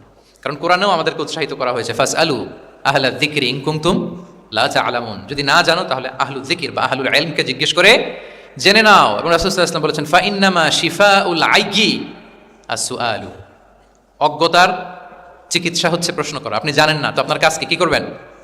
কি করবেন? প্রশ্ন করবেন। আপনার টিচারকে প্রশ্ন করবেন, আপনার শায়েখকে কোশ্চেন করবেন, রিসার্চারকে আপনি বারবার কোশ্চেন করতে হবে। প্রশ্ন মানে তাকে জর্জরিত করতে, যত কোশ্চেন করবেন তত আপনি শিখতে পারবেন, যত কোশ্চেন করবেন তত আপনি শিখতে পারবেন। রাসূল সাল্লাল্লাহু আলাইহি ওয়াসাল্লাম এই পদ্ধতিটা সবচেয়ে বেশি অবলম্বন করতেন। কিছু নমুনা তো আমরা ইতিমধ্যে দেখেছি। আমরা আরও ভিতরে ঢুকি। রাসূল সাল্লাল্লাহু আলাইহি ওয়াসাল্লাম মাঝে মাঝে সাহাবাদেরকে প্রশ্ন করতেন, drawing attention of the listener by throwing question. প্রশ্ন ছুড়ে দেওয়ার মাধ্যমে ওনাদের মনোযোগ আছে না নাই এটা দেখতেন। এই যে মাঝে মাঝে আমি আপনাদেরকে জিজ্ঞেস করলে দেখা যায় যে আমি বুঝতে পারি যে আপনারা আমার সাথে আছেন না নাই। আপনাদের মনোযোগ আছে তো? আচ্ছা, ঠিক আছে, প্রশ্ন করবো একটু পরে। পুরো আলোচনা শেষে দিয়ে একটা প্রশ্ন করবো, দেখি কে কতটুকু মনে রাখতে পারলেন। তো রাসূল সাল্লাল্লাহু আলাইহি ওয়াসাল্লাম একবার প্রশ্ন করলেন সাহাবাদেরকে, তাদের অ্যাটেনশন যাতে গ্রো করে। তিনি বললেন যে ইন্না মিনা শাজারি শাজারাতান লা ইয়াসকুতু ওয়ারাকুহা মাসালুহা ইন্নাহা মাসালুল মুসলিম হাদ্দিসুনি মা হিয়া। তিনি সাহাবাদেরকে বললেন, সাহাবারা, এক ধরনের গাছ আছে যে গাছের পাতা কখনো ঝরে না। কি কখনো ঝরে না? আচ্ছা, এর দৃষ্টান্ত হচ্ছে মুসলিমের দৃষ্টান্তের মতো। হাদ্দিসুনি মা হিয়া, বলো তো এটা কোন গাছ? যখন বলছে কোন গাছ, সাহাবারা চলে গেছে অনেক দূরে। তারা মনে মনে ভাবছে সহজ হলে তার জিজ্ঞেস করবে না, নিশ্চয়ই আনকমন কোনো গাছ। এবার ভাবতেছে দেখি তো খাইবারে গেছিলাম, খাইবারের আশেপাশে কি গাছ আছে। ওই যে তাবুকে ঘুরে আসলাম, তাবুকের পথিমধ্যে ক্যাকটাস, গুলমলতা, আরবের কি কি গাছ। ঘুরতে ঘুরতে সবাই দেখেছে না ওগুলোর তো পাতা ঝরে। খুঁজতে খুঁজতে সারা দুনিয়া খুঁজে ফেলতেছে সাহাবারা, কিন্তু ওনাদের নিজেদের জাতীয় গাছ যেটা, ঘরের পিছনে যে গাছের সারি সারি, যে গাছের ফল খেয়ে ওনারা জীবন ধারণ করেন, যেটা ওনাদের সমাজ রীতি ঐতিহ্য ট্র্যাডিশনের সাথে জড়িত, ওই গাছের নামে ভুলে গেছে। ওইটা মনে করতে পারতেছে, সবাই দূরে চলে গেছে। হাদিসে এসেছে ফাওয়াকা আন্নাসু ফি শাজারিল বাওয়াদি, দূর দূরান্তের গাছ নিয়ে ভাবতেছে, ভেবে ভেবে হয়রান, কেউ বলতে পারে না। তখন বাধ্য হয়ে রাসূল সাল্লাল্লাহু আলাইহি ওয়াসাল্লামকে বলল, ইয়া রাসূলুল্লাহ, আপনি একটু আমাদেরকে বলে দেন যে ইয়া রাসূল হাদ্দিসনা মা হিয়া, এটা কোন গাছ? তখন রাসূল সাল্লাল্লাহু আলাইহি ওয়াসাল্লাম বললেন ইন্নাহা নাখলা, খেজুর গাছ। খেজুর গাছের পাতা পড়ে না, ডাল টেনও ছিঁড়া যায় না, খুব কষ্ট। তো এটার দৃষ্টান্ত মুসলিমের দৃষ্টান্তের ন্যায়। তাহলে কোনো সাহাবারা পারলেন না। পরবর্তীতে হাদিসের যিনি বর্ণনাকারী আব্দুল্লাহ ইবনে ওমর তখন ছোট ছিলেন। বাড়িতে যাওয়ার পথে ওমর রাদিয়াল্লাহু তাআলা আনহুকে বলতেছেন যে বাবা, আব্বা, এটা যে খেজুর গাছ আমার কিন্তু মাথায় আসছিল। তোমার ফারুক বলেন, বলো কি, তোমার মাথায় আসছিল, তুমি বললে না কেন? উনি বলে নাই কারণ সিনিয়র সাহাবারা পারতেছে না, বাপ চাচারা কেউ পারে না, আমি ছোট মানুষ বইলে আবার কোন বিপদে পড়ি, বিনয়ী মানুষ। উনি আর বলেন নাই, লাজুকতাও কাজ করতেছিল। তোমার ফারুক বলেন, যদি আজকে তুমি এটার উত্তর নবীর সামনে দিতে পারতা, আমার বুকটা এত বড় হয়ে যেত নবীর সামনে। মানে লাল ওট, লাল কপাল বিশিষ্ট উঁট পেলে আরবরা যত খুশি হয়, আজকে আমি তার চেয়ে বেশি খুশি হয়ে যেতাম। তাহলে ওমরে ফারুক রাদিয়াল্লাহু তাআলা আনহু আর ছেলে আব্দুল্লাহ ইবনে ওমর, উনি এটার উত্তর ধরতে পারছেন, কিন্তু উনি বলেন নাই। তাহলে দেখেন রাসূল সাল্লাল্লাহু আলাইহি ওয়াসাল্লাম এরকম কোশ্চেন করতেন, কোশ্চেন করে তারপরে উত্তরটা বলতেন। এতে আর মানুষ ভুলে না। বাংলা একটা কথা আছে যে শিখেছ কোথায়, ঠেকেছি যেথায়। জিজ্ঞেস করছে, পারি না, মনে আসে না, হঠাৎ করে যখন উত্তরটা বলে, এইটা যেরকম মনে থাকে আজীবন, অন্য কিছু থাকবে না। একটু যদি ঠেকে ঠেকে পারতেছি না, বুঝতেছি না, এরপর যখন বুঝাই দেওয়া হয়, ভালো করে শিখে নেই, এইটা আজীবন মনে থাকে ব্রেনে। এই পদ্ধতিটা রাসূল সাল্লাল্লাহু আলাইহি ওয়াসাল্লাম অবলম্বন করতেন। প্রশ্ন করে অপারগ করে দিতেন, কেউ পারে না, এরপর রাসূল সাল্লাল্লাহু আলাইহি ওয়াসাল্লাম বুঝিয়ে বলতেন, সবার একেবারে ব্রেনের মধ্যে, মস্তিষ্কে এটা গেঁথে দিত। তাহলে প্রশ্ন ছুটতেন। আচ্ছা, এরকম অনেক হাদিস আপনারা পাবেন রাসূল সাল্লাল্লাহু আলাইহি ওয়াসাল্লাম প্রশ্ন করে তারপরে উত্তর দিয়েছেন। আতাদরুনা মাল গীবা, তোমরা কি জানো গীবত কি? সাহাবারা বলে, আল্লাহ রাসূল ভালো জানেন। যিকরাকা আখাকা বিমা ইয়াকরা, বলে দিলেন। আতাদরুনা মানিল মুফলিস, তোমরা কি জানো মুফলিসকে? এইভাবে প্রশ্ন করতে করতে সাহাবাদেরকে শিখাতেন। আচ্ছা, আল্লাহ রাসূল সাল্লাল্লাহু আলাইহি ওয়াসাল্লামের আরেকটা অভ্যাস ছিল প্রশ্নের পিঠে প্রশ্ন ছুড়ে দেওয়া। মানে কোনো সাহাবী যদি প্রশ্ন করতো, রাসূল সাল্লাল্লাহু আলাইহি ওয়াসাল্লাম তো উত্তর দিয়ে জানিয়ে দিতেন। মাঝে মাঝে জানিয়ে না দিয়ে প্রশ্নের পিঠে আবার উনি কি করতেন? প্রশ্ন ছুড়ে দিতেন। এটাও পাওয়া যায়। আচ্ছা, এক সাহাবী এসে বলে, ইয়া রাসূলুল্লাহ মাতা সাআ, হে নবী, কিয়ামত কখন হবে? রাসূল সাল্লাল্লাহু আলাইহি ওয়াসাল্লাম কখন হবে উত্তর না দিয়ে প্রশ্ন করলেন, ওয়া মাযা আ'দাততা লাহা, কিয়ামতের তোমার কি প্রিপারেশন, আগে ওইটা বলো। কিয়ামত কবে হবে জানার জন্য এত ব্যতিব্যস্ত, আগে বলো হোয়াটস ইউর প্রিপারেশন ফর কিয়ামা, তোমার কি প্রস্তুতি? তাইলে আরেকটা প্রশ্ন। প্রশ্নের বিপরীতে উনি উত্তর না দিয়ে উনি আবার কি করলেন? সবাই বলুন তো, উনি আবার কি করলেন? উনি নিজে আবার প্রশ্ন করলেন। তুমি জিজ্ঞেস করলে কিয়ামত কবে, তুমি বলো কিয়ামতের প্রিপারেশন কি নিছো বলো। তো সে বলে যে লা শাই, ইয়া রাসূলুল্লাহ, আমার কোনো প্রিপারেশন নাই, ইল্লা আন্নী উহিব্বুল্লাহ ওয়া রাসূলা, শুধু একটা জিনিসই আছে যে আমি আল্লাহ এবং আল্লাহর রাসূলকে ভালোবাসি। রাসূল সাল্লাল্লাহু আলাইহি ওয়াসাল্লাম বললেন, আনতা মা মান আহবাবতা, তুমি যাদেরকে ভালোবাসো তাদের সাথেই জান্নাতে থাকবে। আল্লাহ রাসূলকে ভালোবাসো, তাদের সাথে তুমি কই থাকবে? জান্নাতে থাকবে। তাহলে প্রশ্নের পিঠে প্রশ্ন ছুড়ে দেওয়া।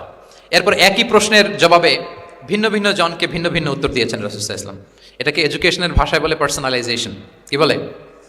মানে যার যেটা লাগবে। শিক্ষক ভালো বুঝে, কয়েকটা ক্লাস নিলে উনি বুঝে ফেলে যে কার রিসিভিং ক্যাপাসিটি কদ্দূর, কার কোনটাতে ঘাটতি, কার কোনটাতে সমস্যা। একজন আদর্শ শিক্ষক, একজন চৌকস শিক্ষক, তিনি খুব সহজে এটা ধরে ফেলেন। তো রাসূল সাল্লাল্লাহু আলাইহি ওয়াসাল্লাম হি was a very good observer. তিনি বুঝে ফেলতেন যে কার কোনটায় ঘাটতি, ফলে একই প্রশ্নের উত্তর উনি এক একজনকে এক একভাবে দিতেন। কেন? Based on the need of the addressee, যার যেটা দরকার ওইটার উপর গুরুত্ব আরোপ করে, যার যেটাতে ঘাটতি আছে সেটাতে গুরুত্ব আরোপ করে তিনি একজনকে কি করতেন, এক এক রকম উত্তর। অনেক সাহাবারা এরকম প্রশ্ন করেছেন যে আইয়ুল আমালি আফদাল ইয়া রাসূলুল্লাহ, সবচেয়ে শ্রেষ্ঠ আমল কোনটা? তিনি এক একজনকে এক একটা বলেছেন। কখনো বলেছেন যে আল্লাহর উপর ঈমান আনা, আল ঈমানু বিল্লাহি ওয়াহদা। কাউকে বলেছেন যে আল জিহাদ ফি সাবিলিল্লাহ, কাউকে বলেছেন আস-সালাতু ফি ওয়াক্তিহা, অন টাইমে সালাত পড়া। তার মানে যার যেটাতে ঘাটতি ছিল। কাউকে বলেছেন বিররুল ওয়ালিদাইন, কারণ তিনি দেখেছেন তার সাথে তার মা বাবার সম্পর্কে একটু ঘাটতি আছে, তারা এটা বলি, কারণ সবগুলোই ভালো কাজ, সবগুলোই কি ভালো কাজ। তাহলে যার যেটাতে ঘাটতি আছে সেটাতে গুরুত্ব আরোপ করে, এটা রাসূল সাল্লাল্লাহু আলাইহি ওয়াসাল্লাম করেছেন। মাঝে মাঝে রাসূল সাল্লাল্লাহু আলাইহি ওয়াসাল্লাম সাহাবীদেরকে মানে শিক্ষার্থীদেরকে উত্তর জানার জন্য ব্যাপকভাবে আগ্রহী করে তুলতেন। হ্যাঁ, এটাকে আরবিতে বলে তাশওয়ীকুস সামিঈন ইলা মা'রিফাতিল জাওয়াব, উত্তর শোনানোর জন্য আগ্রহী করে তোলা। সেক্ষেত্রে মাঝে মাঝে তিনি একটা দুটো শব্দ ইউজ করতেন। কিরকম? যেমন আওয়ালা আদুল্লুকুম অথবা আলা উখবিরুকুম, আমি কি তোমাদের বলবো না? এটা বললে সাহাবারা বলতেন বলেন বলেন ইয়া রাসূলুল্লাহ, অবশ্যই বলবেন, বলা ইয়া রাসূলুল্লাহ। আওয়ালা উখবিরুকুম, আমি কি তোমাদের জানিয়ে দিব না? সাহাবারা বলতেন ইয়া রাসূলুল্লাহ, অবশ্যই আপনি আমাদের জানিয়ে দিবেন। যেমন তিনি বললেন যে কেউ জান্নাতে যাবে না মুমিন হওয়া ছাড়া, কেউ ইমানদার হতে পারবে না যতক্ষণ না একে অপরকে তোমরা ভালো না বাসো। তাহলে তো এটা গুরুত্বপূর্ণ বিষয়, একে অপরকে ভালো না বাসলে নাকি মুমিনই হওয়া যাবে না, আর মুমিন না হলে তো জান্নাতেই যাওয়া যাবে না। তখন রাসূল ইসলাম বললেন আওয়ালা আদুল্লুকুম আলা শাইইন ইযা ফাআলতুমুহু তাহাবাবতুম, আমি কি তোমাদেরকে বলবো না এমন একটা আমলের কথা যেটা করলে তোমাদের পারস্পরিক হৃদ্যতা বাড়বে, ভালোবাসা বাড়বে? তখন তিনি বললেন সেটা কি? আফশুস সালামা বাইনাকুম, তোমাদের মাঝে ব্যাপক সালামের প্রসারণ করো, সালামের প্রসার করো, একে অপরকে বেশি বেশি সালাম দাও। ব্যাপারটাকে এইভাবে প্রেজেন্ট না করে উনি যদি বলতেন সাহাবারা বেশি বেশি সালাম দিও, এটা সওয়াবের কাজ অনেক। এটা হচ্ছে একটা প্রেজেন্টেশন। আর একটা হচ্ছে এমনভাবে এটাকে উপস্থাপন করা যে মুমিন না হলে জান্নাতে যাবা না, আর একে অপরকে ভালো না বাসলে মুমিন হতে পারবে না। তোমরা কি জানো কি করলে একে অপরের মধ্যে ভালোবাসা বাড়ে? এরপর রাসূল সাল্লাল্লাহু আলাইহি ওয়াসাল্লাম বলতেন যে সালাম দেওয়ার মাধ্যমে ভালোবাসা বাড়বে। আচ্ছা, মাঝে মাঝে ব্যবহার করতেন আলা উখবিরুকুম, আলা উখবিরুকুম, আমি কি তোমাদেরকে জানাবো না?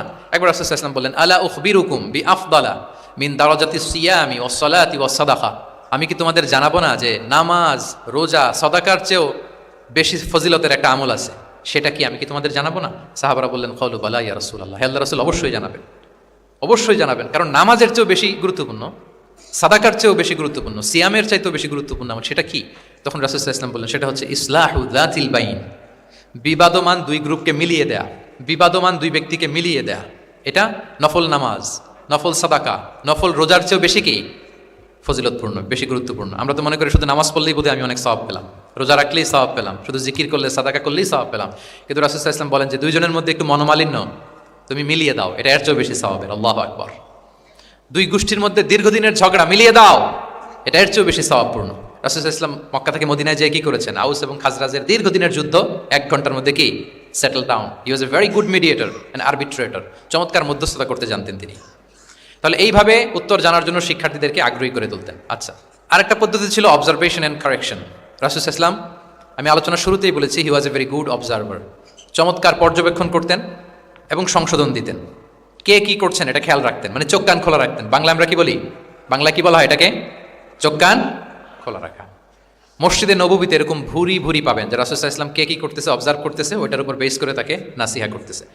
একটা বিখ্যাত হাদিস তো আপনারা জানেন, রাসূল সাল্লাল্লাহু আলাইহি ওয়াসাল্লাম বসা, এক বেদুইন আসলো, এসে তার উটটা মসজিদে নববীতে বাঁধলো, বেদে 2 রাকাত নামাজ পড়লো, নামাজ পড়ে হাত তুলে আল্লাহর কাছে দোয়া করে, ইয়া আল্লাহ আল্লাহুম্মা রহমনি ওয়া মুহাম্মাদা ওয়ালা তারহাম মা'ানা আহাদা, মানে ও আল্লাহ তুমি শুধু আমারে রহম করো আর মুহাম্মদ সাল্লাল্লাহু আলাইহি ওয়াসাল্লামকে রহম করো, আমাদের দুজনের সাথে আর কাউরে রহম করো না তুমি।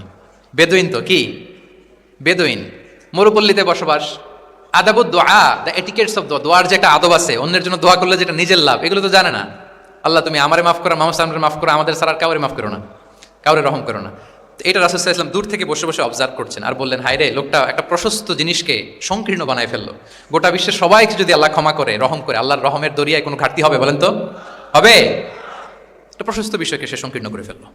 এরপর কতটা সে বেদুইন কি প্রকৃতির ছিল দেখেন, দোয়া টোয়া শেষে মসজিদে নববীর মাঝখানে বসে পেশাব করা আরম্ভ করছে। বিখ্যাত হাদিস জানেন, সবাই মারতে গেল, রাসূল ইসলাম থামালেন, বললেন পানি ঢেলে দাও, আর তাকে ডেকে বললেন, দেখো তুমি যে এখানে এই কাজটা করলা, প্রস্রাব করলা, এটা আমাদের এই মদিনার কমিউনিটির ইবাদতগাহ, এখানে এই কমিউনিটির লোকেরা নামাজ পড়ে, আল্লাহর জিকির করে, আল্লাহর কিতাব তেলাওয়াত করে, এটা কি ঠিক হলো তোমার? সে তো লজ্জায় অনুতপ্ত হয়ে কাচুমাচু। তাহলে এই যে অবজারভেশন করতেন এবং কারেকশন করতেন। আবার একদিন মসজিদে নববীতে বসা এক সাহাবী এসে নামাজ পড়লেন। নামাজ রাসূল ইসলাম দূর থেকে দেখতেছেন লোকটা কি করে। নামাজ পড়লো 2 রাকাত, পরে এসে নবীকে সালাম দিল। রাসূল ইসলাম সালামের উত্তর দিয়ে বললেন, ইরজি' ফাসাল্লি ফাইন্নাকা লাম তুসাল্লি, যাও আবার পড়ো, কারণ তুমি নামাজ পড়ো নাই, মানে নামাজটা ঠিক মতো হয় নাই, ইউ ডিডন্ট অফার ইউর সালাহ in a correct way, proper manner. ওই সাহাবী যে আবার 2 রাকাত পরে আসলেন, রাসূল ইসলাম একই কথা বললেন, ইরজি' সাল্লি ফাইন্নাকা লাম তুসাল্লি, হয়নি নামাজ, আবার পড়ো। আবার পরে আসলেন, আবারও একই কথা। এখন 3 বার পড়ার পরও যখন হয় না, বেচারা ভাবলেন আবার যে বললে তো একই হবে, আমি তো এটাই জানি। তিনি বললেন, মা উহসিনু গায়রাহ, ইয়া রাসূল এর চেয়ে ভালো আমি আর পারি না, ফাআল্লিমনি ইয়া রাসূলুল্লাহ, হে নবী আমাকে একটু শিখিয়ে দেন কিভাবে পড়ব। রাসূল সাল্লাল্লাহু আলাইহি ওয়াসাল্লাম বললেন, যখন নামাজে দাঁড়াবে আল্লাহু আকবার বলে দাঁড়াবে, এরপর কোরআন থেকে যা সহজ লাগে পড়বে, তাড়াহুড়ো করবে না। কি করবে না? সবাই বলেন কি করবে না? নামাজে কোনো তাড়াহুড়ো নাই, নো রাশিং ইন সালাহ, নো হ্যাস্টিনেস ইন সালাহ। নামাজে আমরা খুব তাড়াহুড়ো করি, এটা নামাজের যে প্রাণ, সালাতের প্রাণকে, রূহকে নষ্ট করে দেয়। যখন রুকুতে যাবে স্ট্রেইট ফরওয়ার্ড রুকু করবে, হাত্তা তাতমা ইন্না রাকিআন। রাসূল সাল্লাল্লাহু আলাইহি ওয়াসাল্লামের রুকুর পিঠটা ছিল একেবারে স্ট্রেইট, এই টেবিলটা যেরকম স্ট্রেইট এরকম স্ট্রেইট। লাউ সাব্বা আলাইহিল মা লাস্তাকার, পানি ভর্তি একটা বোতল যদি রাসূল সাল্লাল্লাহু আলাইহি ওয়াসাল্লামের রুকু দেয়া পিঠের উপর রাখতো, পানিটাও পড়তো না, বোতলটাও পড়তো না, স্ট্রেইট। এরকম উদাহরণ দিয়ে সাহাবারা বলতেন যে এত স্ট্রেইট রুকুর পিঠ যে পানি ভর্তি গ্লাস রাখলে পানিটাও কাঁপবে না, বোতলটাও পড়বে না। রাসূল সাল্লাল্লাহু আলাইহি ওয়াসাল্লাম বলতেন, সবচেয়ে বড় চোর যারা নামাজে চুরি করে। সাহাবারা বললেন, এটা আবার কিভাবে? তিনি বললেন, লা ইউতিম্মু রুকুআহু ওয়া সুজুদাহ, তারা নামাজের চোর যারা রুকু সিজদা ঠিক মতো করে না। তো বললেন যে রুকু থেকে আবার স্ট্রেট হয়ে দাঁড়াবে, যখন সিজদায় যাবে ইতমিনানের সাথে, উইথ রিল্যাক্সেশন। নামাজের মধ্যে কি থাকবে? রিল্যাক্সেশন থাকবে। কি থাকবে বলেন? হ্যাঁ, রিল্যাক্সেশন থাকবে। যখন বললেন যে এই 1 রাকাত যেমনি তোমাকে শিখালাম, সব নামাজ তুমি এইভাবে পড়বা, উইথ রিল্যাক্সেশন, নো রাশিং, তখন সাহাবী শিখে গেলেন। তাহলে এই যে অবজারভেশন অ্যান্ড কারেকশন, দেখতেন হোয়াটস গোয়িং অন অ্যারাউন্ড, কি হচ্ছে, ভুল হলেই শুধরে দিতেন। হজের দিন উনি ওটের সামনে বসা, পেছনে ফদল ইবনে আব্বাস রাদিয়াল্লাহু তাআলা আনহু, আব্দুল্লাহ ইবনে আব্বাসের ভাই, রাসূল সাল্লাল্লাহু আলাইহি ওয়াসাল্লামের কাজিন, রাসূল সাল্লাল্লাহু আলাইহি ওয়াসাল্লামের কি কাজিন। তো রাসূল সাল্লাল্লাহু আলাইহি ওয়াসাল্লাম বিভিন্ন মাসআলার উত্তর দিচ্ছেন। কি করতেছেন? মাসআলার উত্তর দিচ্ছেন। রাসূল সাল্লাল্লাহু আলাইহি ওয়াসাল্লাম হজ করেছিলেন কয়টা বলেন তো দেখি, কে জানে? হ্যাঁ, মাত্র একটা করছে। ঠিকঠাক আছে তো উত্তর? সবাই বলেন কয়টা হজ করেছিলেন? হ্যাঁ, আসলে রাসূল সাল্লাল্লাহু আলাইহি ওয়াসাল্লাম কেবলমাত্র জীবনে কয়টা হজ করেছেন? একটা হজ করেছেন, 4টা উমরা করেছেন। আচ্ছা, এবার যেহেতু একটা হজ করেছেন, মানুষের অনেক ভুল হয়ে যাওয়া তো খুব স্বাভাবিক। কি বলেন? স্বাভাবিক না? স্বাভাবিক। ফলে 10 জিলহজ, যেটা ভেরি হ্যাকটিক ডে, একদিনে অনেক কাজ করতে হয়, 5টা কাজ। জামরায় স্টোনিং করতে হয়, পাথর মারো, স্লটার করো, প্রাণী জবাই করো, মাথার চুল ফেলে দাও, আবার চলে যায় মক্কায়, ফরজ তাওয়াফ করো, সাই করো, ফিরে আসো। এই যে 5টার সিকোয়েন্স অনেকে রাখতে পারে না, ভুল করে ফেলে। এখন 1400 বছর পরে, মুআল্লিমরা এত তালিমের পরেও আমরা ভুল করে ফেলি। তাহলে ওই সময় কি হয়েছিল বলেন? এটা ছিল প্রথম হজ। তো রাসূল সাল্লাল্লাহু আলাইহি ওয়াসাল্লাম জানেন আজকে তো অনেক ভুল করবে, তিনি আকাবা, মিনার পাশে আকাবার এখানে হেল্পলাইন সার্ভিস চালু করছেন, মানে নিজে দাঁড়ায় আছেন, দেখি কার কি ভুল হয় জিজ্ঞেস করলে মাসালা বলে দেব। সুবহানাল্লাহ। তো এসে একজন বলে যে, ইয়া রাসূলুল্লাহ, আমি তো ওই আগে কুরবানি পরে চুল কাটা, আমি আগে চুল কেটে ফেলছি। রাসূল সাল্লাল্লাহু আলাইহি ওয়াসাল্লাম বলে, ইফআল ওয়ালা হারাজ, ওকে কোনো সমস্যা নেই, যাও। আরেকজন এসে বলে, আমি তো আগে এটা করছি। ওই দিন যাই নবীকে জিজ্ঞেস করা হয়েছে, নবী সাল্লাল্লাহু আলাইহি ওয়াসাল্লাম ফ্লেক্সিবিলিটি দিয়ে দিয়েছেন, বলে করো, অসুবিধা নাই। তো ওই যে দাঁড়িয়ে তিনি মাসালা বলতেছেন, পেছনে ছিল ফদল ইবনে আব্বাস, ছোট ছোট সাহাবী, তরুণ। তো খাসাআম গোত্রের এক নারী আসছিল একটা মাসালা জিজ্ঞেস করতে, and she was a very beautiful lady, বেশ সুন্দরী ছিল। তো এসে রাসূল সাল্লাল্লাহু আলাইহি ওয়াসাল্লামকে যখন প্রশ্ন করতেছে, ফদল ইবনে আব্বাসের নারীর দিকে তাকায় আছে, এবং ওই নারীও ফদল ইবনে আব্বাসের দিকে তাকায় আছে। রাসূল সাল্লাল্লাহু আলাইহি ওয়াসাল্লাম উত্তরও দিচ্ছেন, আবার খেয়াল করতেছেন যে চোখাচোখি হয়ে যাচ্ছে। যখনই তিনি অবজার্ভ করলেন যে ফদল ইজ ক্রসিং দ্য লিমিট, একবার চোখ পড়তে পারে, তারপর তো নামিয়ে ফেলতে হবে, সে যখন তাকিয়ে আছে, নারীও তাকিয়ে আছে, তখন রাসূল সাল্লাল্লাহু আলাইহি ওয়াসাল্লাম কি করলেন? ওয়াজআলান নবী সাল্লাল্লাহু আলাইহি ওয়াসাল্লাম ইয়াসরিফু ওয়াজহাল ফদলি ইলা শিক্কিল আখার, সাথে সাথে ফদলকে বললেন, ফদল ওইদিকে না, এইদিকে তাকাও। এটা সরাসরি হাদিসের অনুবাদ করে শোনাচ্ছি, আমার পক্ষ থেকে না, এবং বুখারীর হাদিস। ফাজআলা ইয়াসরিফু ওয়াজহাল ফদলি, ফদল ইবনে আব্বাসের চেহারাটা রাসূল সাল্লাল্লাহু আলাইহি ওয়াসাল্লাম ঘুরিয়ে ফেললেন যে ফদল ওইদিকে তাকানো যাবে না, এদিকে তাকাও। ফদল রাদিয়াল্লাহু তাআলা আনহু নিজেকে সামলে নিলেন। এই যে this is the point, observation. এটা কি বলে? Observation and correction. রাসূল ইসলাম he was a very good observer, what's going on around, কি চলতেছে সব দিকে চোখ কান খোলা। বাংলায় কি বলে? বাংলায় বললে বুঝবেন ভালো, চোখ কান খোলা রাখতে হবে। তো রাসূল ইসলাম খেয়াল করলেন এবং ওনার চেহারা ঘুরিয়ে দিলেন। এভাবে তিনি কেউ ভুল করলে শুধরে দিতেন। এবং শুধরে দেওয়ার আরেকটা নিয়ম রাসূল সাল্লাল্লাহু আলাইহি ওয়াসাল্লাম, আল্লাহু আকবার, অনেক পয়েন্টস এখানে, যে কীভাবে তিনি অন্যের ভুল শুধরাতেন। আমরা কিভাবে ভুল শুধরাই? বাংলাদেশের যে টেন্ডেন্সি, কেউ ভুল করলে আর মাইক্রোফোন যদি পাই যে মাহফিলে, এইবার তো পাইছি ওই বেটারে, ও কাফের, ওর দাদা কাফের, ওর 14 গোষ্ঠী কাফের, ও মারা যাওয়ার পরে যেখানে কবর দিবে, ওই কবরের উপর যে ঘাস উঠবে, ওই ঘাস যে গরু খাবে, ওই গরুর দুধ যে খাবে, ও কাফের। মানে 14 গোষ্ঠীকে কাফের বানাই দিচ্ছে। আমি জাস্ট সিনারিওটা আপনাদের সাথে শেয়ার করি যে নিয়ম হচ্ছে কি। লেটসে আমার একজন কো স্পিকার কোনো কিছু একটা ভুল করে ফেলছে, তার জানা নাও থাকতে পারে, আবার আমারও একটা জিনিস জানা নাও থাকতে পারে। কেউ ভুল করলে শুধরানোর নিয়ম হচ্ছে সে যে ভুলটা করলো এটা যে ভুল এটা জানানো, যে অনেকে এরকম এরকম বলে আসলে এটা ঠিক না, বরং ঠিক হচ্ছে এটা এবং এর পক্ষে দলিল হচ্ছে এটা, জাস্ট এটা বলে দেওয়া। এটা যদি বলে দেয় তাহলে কি হবে, যে ভুল করছে সে যখন শুনবে, তার নাম তো আর বলা হয় নাই, সে তো বুঝে যাবে এটা তো আমি ভুলটা করছি, ফলে আমি শুধরে গেলাম, ওই লোক শুধরে যাবে। আর বাকি যারা লিসেনার শ্রোতা তারা সবাই সতর্ক হয়ে যাবে। তাইলে যেটা উদ্দেশ্য ছিল কাউকে শুধরানো, ওটা হয়ে গেছে না? কারণ নাম নেওয়া প্রয়োজন হয়েছে? বলেন তো, রাসূল সাল্লাল্লাহু আলাইহি ওয়াসাল্লাম যখন কাউকে কারেক্ট করতেন তখন কখনো কারো নাম ধরে শুধরাতেন না, কারেক্ট করতেন না। আল্লাহু আকবার। নাম ধরে শুধরাতেন না, পাছে না সে লজ্জা পেয়ে যায়, পাছে না সে বিব্রত হয় মানুষের সামনে। সুবহানাল্লাহ। অন্যের রাইটস, অন্যের ব্যক্তিত্বের ব্যাপারে কতটা মর্যাদাশীল ছিলেন। কারণ কারো নাম ধরে তো আমার শুধরানোর দরকার নেই, এটা যে ভুল সোসাইটিকে এটা জানালেই হবে। তাহলে যে ভুল করছে সে শুধরে গেল, বাকিরা সতর্ক হয়ে গেল, ঠিক না? আচ্ছা, 3 সাহাবী মিলে একবার ভাবলো রাসূল সাল্লাল্লাহু আলাইহি ওয়াসাল্লাম বাড়িতে কি কি আমল করে, আমরা একটু আম্মাজানদের জিজ্ঞেস করি, তাহলে আমরাও আমাদের আমলটা একটু বাড়াবো। যে জিজ্ঞেস করলো যে আম্মাজানরা একটু বলেন তো উনি বাসায় কি কি ইবাদত করে, কতটুকু কোরআন পড়ে, তাহাজ্জুদ কেমনে পড়ে। আম্মাজানরা বর্ণনা দিলেন। বর্ণনা শোনার পরে কান্নাহুম তাকাল্লুহা, ওনাদের কাছে একটু কম মনে হইলো, মানে অনেক এক্সপেকটেশন নিয়ে আসছিল। তারা ভাবছিল মানে রাতে ঘুমাই না, সারা রাত তাহাজ্জুদ আর কান্নাকাটি করে রাসূল ইসলাম কাটায় দেয়, তাদের এরকম একটা ধারণা ছিল। কিন্তু এসে শুনে যে না, আসার পরে নাকি ঘুমোতে যায়, অনেকক্ষণ ঘুমিয়ে সেই মাঝরাতে নাকি ওঠে। যা যা বর্ণনা শুনলো কান্নাহুম তাকাল্লুহা, এদের কাছে একটু কম মনে হলো। তো একজন বলতে আরে কম না, আইনা নাহনু মিন রাসূলিল্লাহ, কোথায় আল্লাহ রাসূল আর কোথায় আমরা। গফির লাহু মা তাকাদ্দামা মিন যামবিহি ওয়া মা তাআখার, ওনার তো আগের পরের সব গুনাহই মাফ, আদতে তো গুনাহই নাই, নবীরা তো মাসুম। তো ওনার সাথে কি আমাদের তুলনা, আমাদের এত কম করলে হবে না, তো কি করতে হবে? একজন বলে যে আজকে থেকে আমি আর ঘুমাবোই না, সারা রাত তাহাজ্জুদ করবো। আচ্ছা, আরেকজন বলে আমি আর না খেয়ে মানে রোজা ছাড়া থাকবো না, আমি সওমে বিসাল করবো, সারা বছর রোজা রাখবো, যা করে আল্লাহ, রোজা থামাবো না, আমি রেগুলার রোজা রেখেই যাবো। আচ্ছা, আরেকজন বলে আমি আর আমার স্ত্রীদের কাছেই যাব না, আমি সন্ন্যাসী জীবন নিয়ে নিলাম, আমি সন্ন্যাসী থাকবো, স্ত্রীদের সাথে মেলামেশার সাথে এই আমি যাব না, আমি এটা থেকে বিরত থাকবো। এই কথা যখন রাসূল সাল্লাল্লাহু আলাইহি ওয়াসাল্লামের কানে গেল, রাসূল সাল্লাল্লাহু আলাইহি ওয়াসাল্লাম রেগে গেলেন। রেগে গিয়ে সাহাবীদেরকে জড়ো করলেন, জড়ো করে তিনি বলতে আরম্ভ করলেন, তিনি বললেন আনতুমুল্লাযীনা কুলতুম কাযা ওয়া কাযা, আচ্ছা তোমাদের মধ্যে কে কে নাকি এরকম এরকম বলছে। সুবহানাল্লাহ। তিনি বলতে পারতেন এই আব্দুল্লাহ স্ট্যান্ড আপ, দাঁড়াও, আব্দুর রহিম দাঁড়াও, এই আব্দুল সাত্তার তুমি নাকি বলছো যে সারা রাত, একটা কথা বললা তুমি, তুমি নাকি বলছো যে সারা বছর রোজা, এটা তুমি কি কথা বলতো, ভুল কাজ করছো, এটাও জানো না তুমি, তুমি নাকি বলছো স্ত্রীদের সাথে মিশবে না। এরকম যদি Abdullah, Abdur Rahman, just for example, এইভাবে দাঁড় করিয়ে যদি নাম ধরে ধরে বলতেন, ওনারা সাহাবীদের সামনে লজ্জিত হতেন না? না। আনতুমুল্লাযীনা কুলতুম কাযা ওয়া কাযা, এটাই রাসূল সাল্লাল্লাহু আলাইহি ওয়াসাল্লামের কাউকে কারেক্ট করার, তাসহিহ করার অভ্যেস ছিল। মা বালু আকওয়ামিন ইয়াকুলুনা কাযা ওয়া কাযা, মাঝে মাঝে বলতেন মা বালু আকওয়ামিন ইয়াফআলুনা কাযা ওয়া কাযা, তোমাদের মধ্যে কেউ কেউ নাকি এমনটা এমনটা বলে, তোমাদের মধ্যে কেউ কেউ নাকি এমনটা এমনটা করে। কই, আমি তো রাতে ঘুমাই আবার সালাত পড়ি। কই, আমি তো রোজা রাখি সোম বৃহস্পতি, বাকি দিনগুলোতে খাই। কই, আমি তো আমার স্ত্রীদের সাথে মেলামেশা করি। এই সব কিছুকে ব্যালেন্স করেও তো আমার নবুয়তির তো আমার কোনো সমস্যা হয় নাই, আল্লাহ ভীরু হতে তো সমস্যা হয় নাই। ওয়াল্লাহি ইন্নী লা আখশাকুম লিল্লাহি ওয়া আতকাকুম লাহ, আল্লাহর শপথ আমি তোমাদের চাইতে আল্লাহকে বেশি ভয় করি, আমি তোমাদের চাইতে বেশি মুত্তাকি। তারপরেও এরকম ব্যালেন্স লাইফ লিড করাতে আমার তো কোনো সমস্যা হয় নাই, তোমাদের কেন সমস্যা হলো, তোমরা এটা কোথায় পেলে? ফামান রাগিবা আন সুন্নতি ফালাইসা মিন্নি, জেনে রাখো আমি যে স্ট্যান্ডার্ড ঠিক করে দিয়েছি এটাই সর্বশ্রেষ্ঠ ইবাদত, এর বাইরে যে কেউ যদি কিছু করে আমার সুন্নতের বাইরে, সে আমার দলভুক্ত হতে পারবে। সুবহান। এরকম যখন ধমক দিয়ে শাসিয়ে দিলেন, যেই 3 জন সাহাবী এই কথা বলছিল ওনারা তো শুধরে গেলেন, ওনারা তো টের পাচ্ছেন যে এগুলো আমাদের কি বলতেছে, ওনারা টের পাচ্ছেন না, শুধরে গেলেন, আর বাকিরা সতর্ক হয়ে গেলেন। আল্লাহু আকবার। সো এটা হচ্ছে কারেক্ট করার নিয়ম।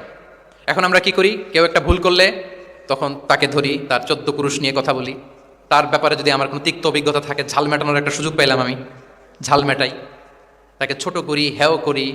হেন কোনো কথা নাই যে আমি বলি না, একটাও কি রাসূল সাল্লাল্লাহু আলাইহি ওয়াসাল্লামের সুন্নাহর মধ্যে পড়ে? বলেন তো না। তাহলে মন গড়া পদ্ধতিতে আমরা কাউকে সংশোধন করতে চাচ্ছি না, আর এইভাবে করলে সংশোধন হবেও না। সে মানবিক কারণেই তার ইগোইস্টিক প্রবলেম চলে আসবে, যে সে আমাকে ছোট করলো, আমার নাম ধরে সে এত মানুষের সামনে অপমান করলো, সে হয়তো শুধরানোর যে রাস্তাটা ছিল ওইটাও বন্ধ হয়ে গেল, ঠিক কিনা বলেন?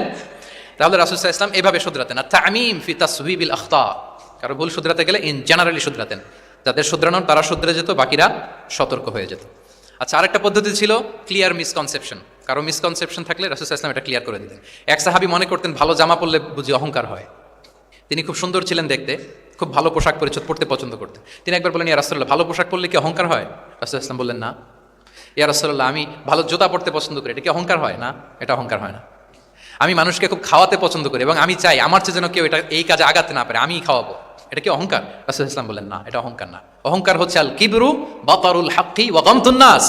অহংকার হচ্ছে সত্যকে প্রত্যাখ্যান করা আর মানুষকে তুচ্ছতাচ্ছিল্য করা। সুবহানাল্লাহ। তাহলে এই যে মিসকনসেপশন, সে ভাবছে ভালো পোশাক পরলে এটা অহংকার হয়ে যায়, ভালো জামা পরলে অহংকার হয়ে যায়, এগুলো তো অহংকার হয় না, বরং অহংকার হয় সত্যকে প্রত্যাখ্যান করলে আর মানুষকে তুচ্ছতাচ্ছিল্য করলে। তাহলে এই জাতীয় মিসকনসেপশন ইন দ্য সোসাইটি, এটাকে তিনি ক্লিয়ার করে দিতেন। আচ্ছা, রাসূল সাল্লাল্লাহু আলাইহি ওয়াসাল্লাম প্র্যাকটিক্যালি শেখানোর চেষ্টা করতেন, যেটাকে প্রায়োগিক শিক্ষা, ব্যবহারিক শিক্ষা। অজু করে দেখাতেন, এইভাবে অজু করতে হয়। সালাত পড়ে দেখাতেন, সল্লু কামা রাআইতুমুনি উসাল্লি। সালাত তো হচ্ছে আল আমাল আল মুতাওয়ারাস, এই উম্মার অবিচ্ছিন্ন কর্মধারা। সালাত জিবরিল আলাইহিস সালামকে শিখিয়েছেন আল্লাহ, রাসূল সাল্লাল্লাহু আলাইহি ওয়াসাল্লামকে শিখিয়েছেন জিবরিল আলাইহিস সালাম, রাসূল সাল্লাল্লাহু আলাইহি ওয়াসাল্লাম শিখিয়েছেন সাহাবীদেরকে। এইভাবে অবিচ্ছিন্ন কর্মধারা, আরবিতে বলে আল আমাল আল মুতাওয়ারাস। এবং রাসূল সাল্লাল্লাহু আলাইহি ওয়াসাল্লাম বলতেন, সল্লু কামা রাআইতুমুনি উসাল্লি, আমাকে যেমনি সালাত পড়তে দেখো এইভাবে পড়ো।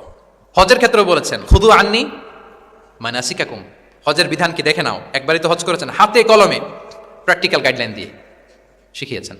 এবং সাহাবারা ভুল করে কিনা মাঝে মাঝে শুনতেন, যেটাকে আরবিতে বলে কেরাতু তিলমিদা আলা শেখ। আব্দুল্লাহ ইবনে মাসউদ রাদিয়াল্লাহু তাআলা আনহু কে রাসূল সাল্লাল্লাহু আলাইহি ওয়াসাল্লাম একবার বললেন, আব্দুল্লাহ একটু তেলাওয়াত করো তো। তিনি বললেন, আকরাউ আলাইকা ওয়া আলাইকা উনজিল, হে নবী আমি আপনার সামনে দাঁড়ায় তেলাওয়াত করব, আপনার উপর কোরআন নাজিল হয়।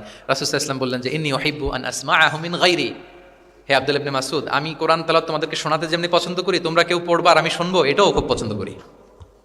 কারণ উনি প্ল্যান করে রাখছেন আব্দুল্লাহ ইবনে মাসউদ কি হবেন, তিনি কিছুদিন পরে উম্মার শিক্ষক হবেন। ওইখানে আবার ভুলটুল করে ফেলেন কিনা উনি জাজ করতেছেন।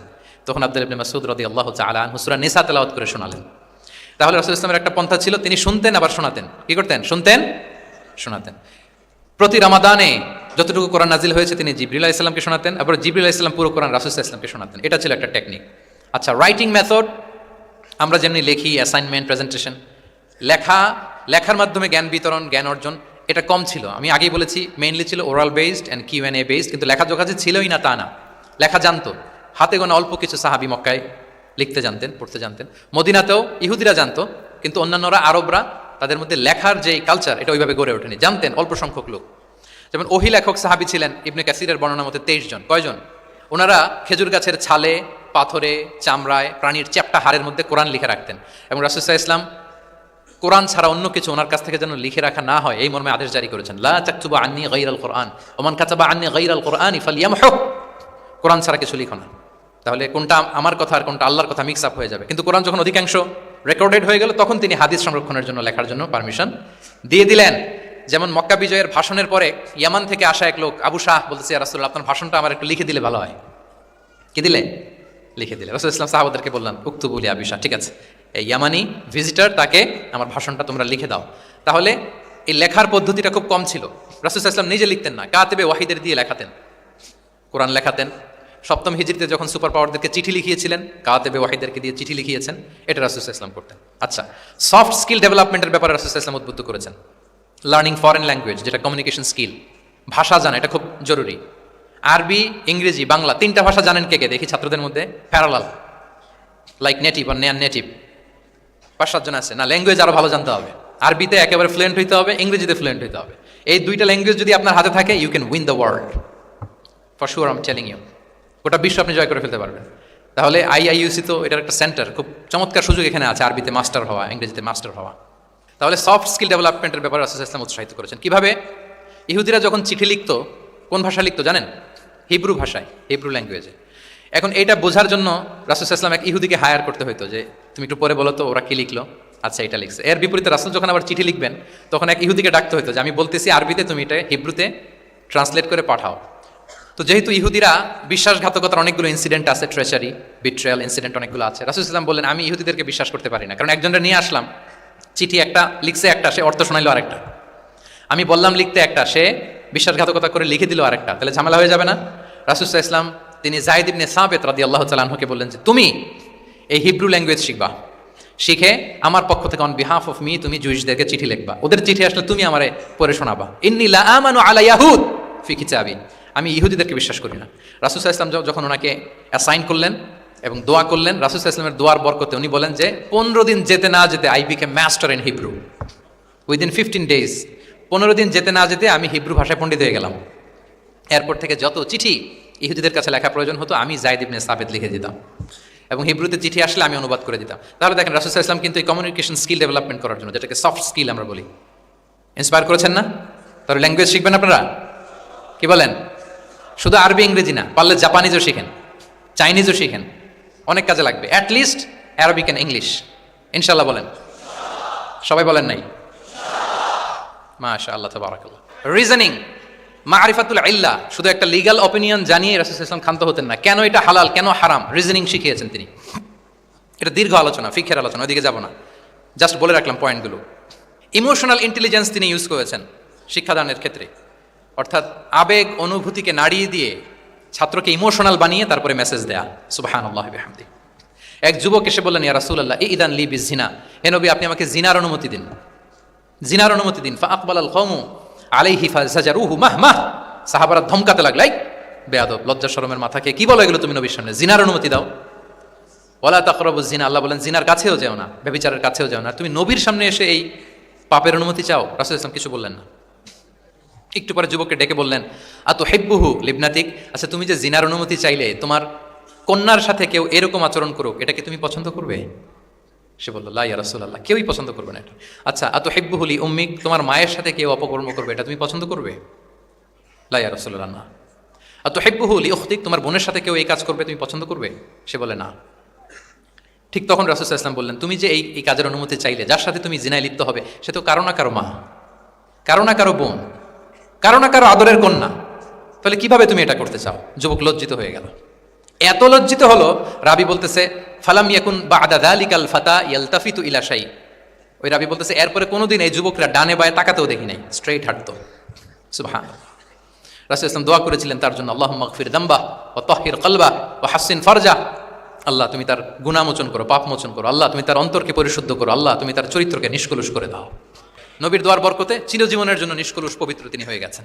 তাহলে দেখেন, তাকে অন্যভাবে বুঝাইলে হয়তো কাজ হইতে না, যখন তার নিজের উপর দিয়ে বোঝানো হলো, তোমার বোনের সাথে যদি হয়, তোমার মেয়ের সাথে যদি কেউ এটা করে, তুমি মেনে নিতে পারবা? এটাকে বলে ইমোশনাল ইন্টেলিজেন্সকে কাজে লাগিয়ে মানুষের আবেগ অনুভূতিকে নাড়িয়ে দিয়ে, teaching by touching the heart, teaching by touching the emotions, মানুষের ইমোশনে টাচ করে যখন আপনি শিখাবেন, ওই শিক্ষা সে জীবনেও ভুলবে, ওই যে শুদ্ধাচার আসবে, ওই যে আত্মশুদ্ধি হবে, ওইটার মতো আত্মশুদ্ধি আর কেউ করতে পারবে না। সম্মানিত সুধী, চাইল্ড এডুকেশন, বাচ্চাদেরকে কিভাবে শিখাতেন, এটা 1 মিনিটে বলে শেষ করে দেব। চাইল্ড তারবিয়া, ছোটদেরকে নানাভাবে রাসূল সাল্লাল্লাহু আলাইহি ওয়াসাল্লাম শিখিয়েছেন। ওমর ইবনে আবি সালামা তিনি বলেন, একবার রাসূল সাল্লাল্লাহু আলাইহি ওয়াসাল্লামের কোলে বসে, ছোটবেলায় কোলে বসার সৌভাগ্য আমার হয়েছিল, এবং আমাদেরকে খাবার দেওয়া হলো, তো তিনি ছোট মানুষ, একবার এদিক থেকে খায় ওদিক থেকে খায়। রাসূল সাল্লাল্লাহু আলাইহি ওয়াসাল্লাম বলেন, ইয়া গুলাম, হে শিশু, সাম্মিল্লাহ, বিসমিল্লাহ বলো, ওয়াকুল বিয়ামিনিক, বা হাতে না ডান হাতে খাও। দেখেন ছোটদেরকে কিভাবে শেখাতেন, তারবিয়া, চাইল্ড তারবিয়া। ওয়াকুল মিম্মা ইয়ালিক, তোমার সামনে যেটা আছে ওইটা খাও, এদিক থেকে ওদিক থেকে, চারদিক থেকে নিও না। রাবি বলেন যে ফামা জালাত তিলকা তু'মাতু বাদু, উনি বলতেছেন এরপর থেকে আজীবন আমার খাওয়ার স্টাইল এটাই হয়ে গেছে। নবীর ওই কথা আমার কানে ঘন্টার মতো বাজে, খাওয়া শুরু করলেই আগে আমি বিসমিল্লাহ বলি, ডান হাত দিয়ে নেই, আর আমার সামনে যেটা আছে ওইটা থেকে খাওয়া শুরু করি।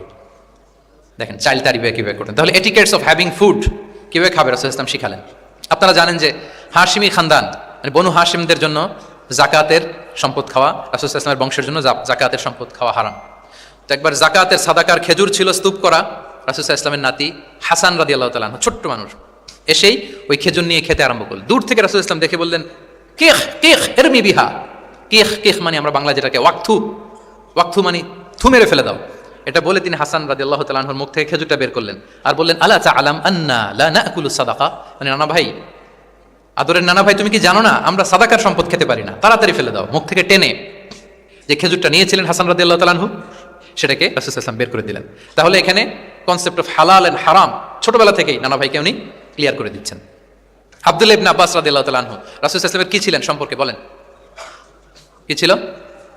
সবাই বলেন আওয়াজ করে। কাজিন, চাচাতো ভাই। আরেকটা সম্পর্ক ছিল রাসূল সাল্লাল্লাহু আলাইহি ওয়াসাল্লাম ওনার, আর কি হইতো? খালু মাইমুনা বিনতুল হারিস রাদিয়াল্লাহু তাআলা আনহা, তিনি ছিলেন আব্দুল্লাহ ইবনে আব্বাসের খালা। আর যেহেতু রাসূল সাল্লাল্লাহু আলাইহি ওয়াসাল্লাম বিয়ে করেছিলেন, ফলে রাসূল সাল্লাল্লাহু আলাইহি ওয়াসাল্লাম ওনার সম্পর্কের আরেক সম্পর্কে কি হয়? খালু। তো উনি খুব ছোট ছিলেন, এত ছোট যে রাসূল সাল্লাল্লাহু আলাইহি ওয়াসাল্লাম যখন ইন্তেকাল করেন তখন ওনার বয়স ছিল 13। আব্দুল্লাহ ইবনে আব্বাসের বয়স তখন কত? 13। তো ফলে ছোট মানুষ প্রায় খালার বাসায় রাতে থাকতো এবং রাসূল সাল্লাল্লাহু আলাইহি ওয়াসাল্লামের আশেপাশে ঘুমাতো। একবার রাসূল সাল্লাল্লাহু আলাইহি ওয়াসাল্লাম ওয়াশরুম করতে গেলেন দূরে, এবং রাসূল সাল্লাল্লাহু আলাইহি ওয়াসাল্লামের অভ্যেস ছিল ওয়াশরুম সেরে এসেই অজু করতেন। তো উনি এসে দেখে ওনার অজুর পাত্রে কে যেন পানি রেখে দিচ্ছে। জিজ্ঞেস করলেন কে রেখেছে, বলা হলো যে আব্দুল্লাহ ইবনে আব্বাস রেখেছে। রাসূলুল্লাহ সাল্লাল্লাহু আলাইহি ওয়াসাল্লাম এত খুশি হলেন যে এখন যে আমার এটা দরকার, ছোট্ট আব্দুল্লাহ এটা বুঝে ফেললো। উনি ওনাকে জড়িয়ে ধরে একটা দোয়া করলেন, আল্লাহুম্মা আল্লিমহুল কিতাব, আল্লাহুম্মা ফাক্কিহু ফিদ্দীন ওয়া আল্লিমহু তা'বীল। আল্লাহ আপনি আব্বাসকে কিতাবের জ্ঞান শিক্ষা দেন। এবং এই দোয়ার বরকতে উনি রাইসুল মুফাসসিরিন হয়েছেন। পৃথিবীতে যত মুফাসসির আসবে সব মুফাসসিরদের সম্রাট হচ্ছে আব্দুল্লাহ ইবনে আব্বাস রাদিয়াল্লাহু তাআলা। আচ্ছা, উনি কি শিখাতেন, কিভাবে শিখাতেন? তাহাজ্জুদের সময় রাসূলুল্লাহ সাল্লাল্লাহু আলাইহি ওয়াসাল্লাম নামাজে দাঁড়ালেন, আব্দুল্লাহ ইবনে আব্বাস এসে রাসূলুল্লাহ সাল্লাল্লাহু আলাইহি ওয়াসাল্লামের বাম দিকে দাঁড়ালেন। ছোট মানুষ ভাবছে আমিও যাই নামাজ পড়ি। আচ্ছা বলেন তো, যদি দুইজন হয় নামাজে, একজন ইমাম আর একজন মুসল্লি, মুসল্লি ইমামের কোন দিকে দাঁড়াবে? কিন্তু আব্দুল্লাহ ইবনে আব্বাস দাঁড়াইছে কোন দিকে? বাম দিকে, কারণ উনি ব্যাপারটা জানেন না। তখন রাসূলুল্লাহ সাল্লাল্লাহু আলাইহি ওয়াসাল্লাম কি করলেন? হাত দিয়ে টেনে পিছন দিয়ে এনে ডান দিকে নিয়ে আসলেন। তাহলে রুলিংস অফ সালাতের সুন্নাহ কি, কিভাবে দাঁড়াতে হবে, এটা তিনি শিখালেন ছোট্ট আব্বাসকে, আব্দুল্লাহ ইবনে আব্বাসকে। এরকম অসংখ্য হাদিস আপনি সিরাতের পরতে পরতে, হাদিসের পরতে পরতে পাবেন, যে বাচ্চাদেরকে, শুধু যে যুবকদেরকে, তরুণদেরকে রাসূলুল্লাহ সাল্লাল্লাহু আলাইহি ওয়াসাল্লাম শিখিয়েছেন এমনটা না, বরং শিশুদেরকেও শিখিয়েছেন। এইভাবে রাসূলুল্লাহ সাল্লাল্লাহু আলাইহি ওয়াসাল্লাম এমন এক শিক্ষা পদ্ধতি আমাদের জন্য উপহার দিয়েছেন, যেটার মধ্য দিয়ে তিনি শ্রেষ্ঠতম প্রজন্ম, the best generation ever on আর্থ, যেটা আমি শুরুতে বলেছি।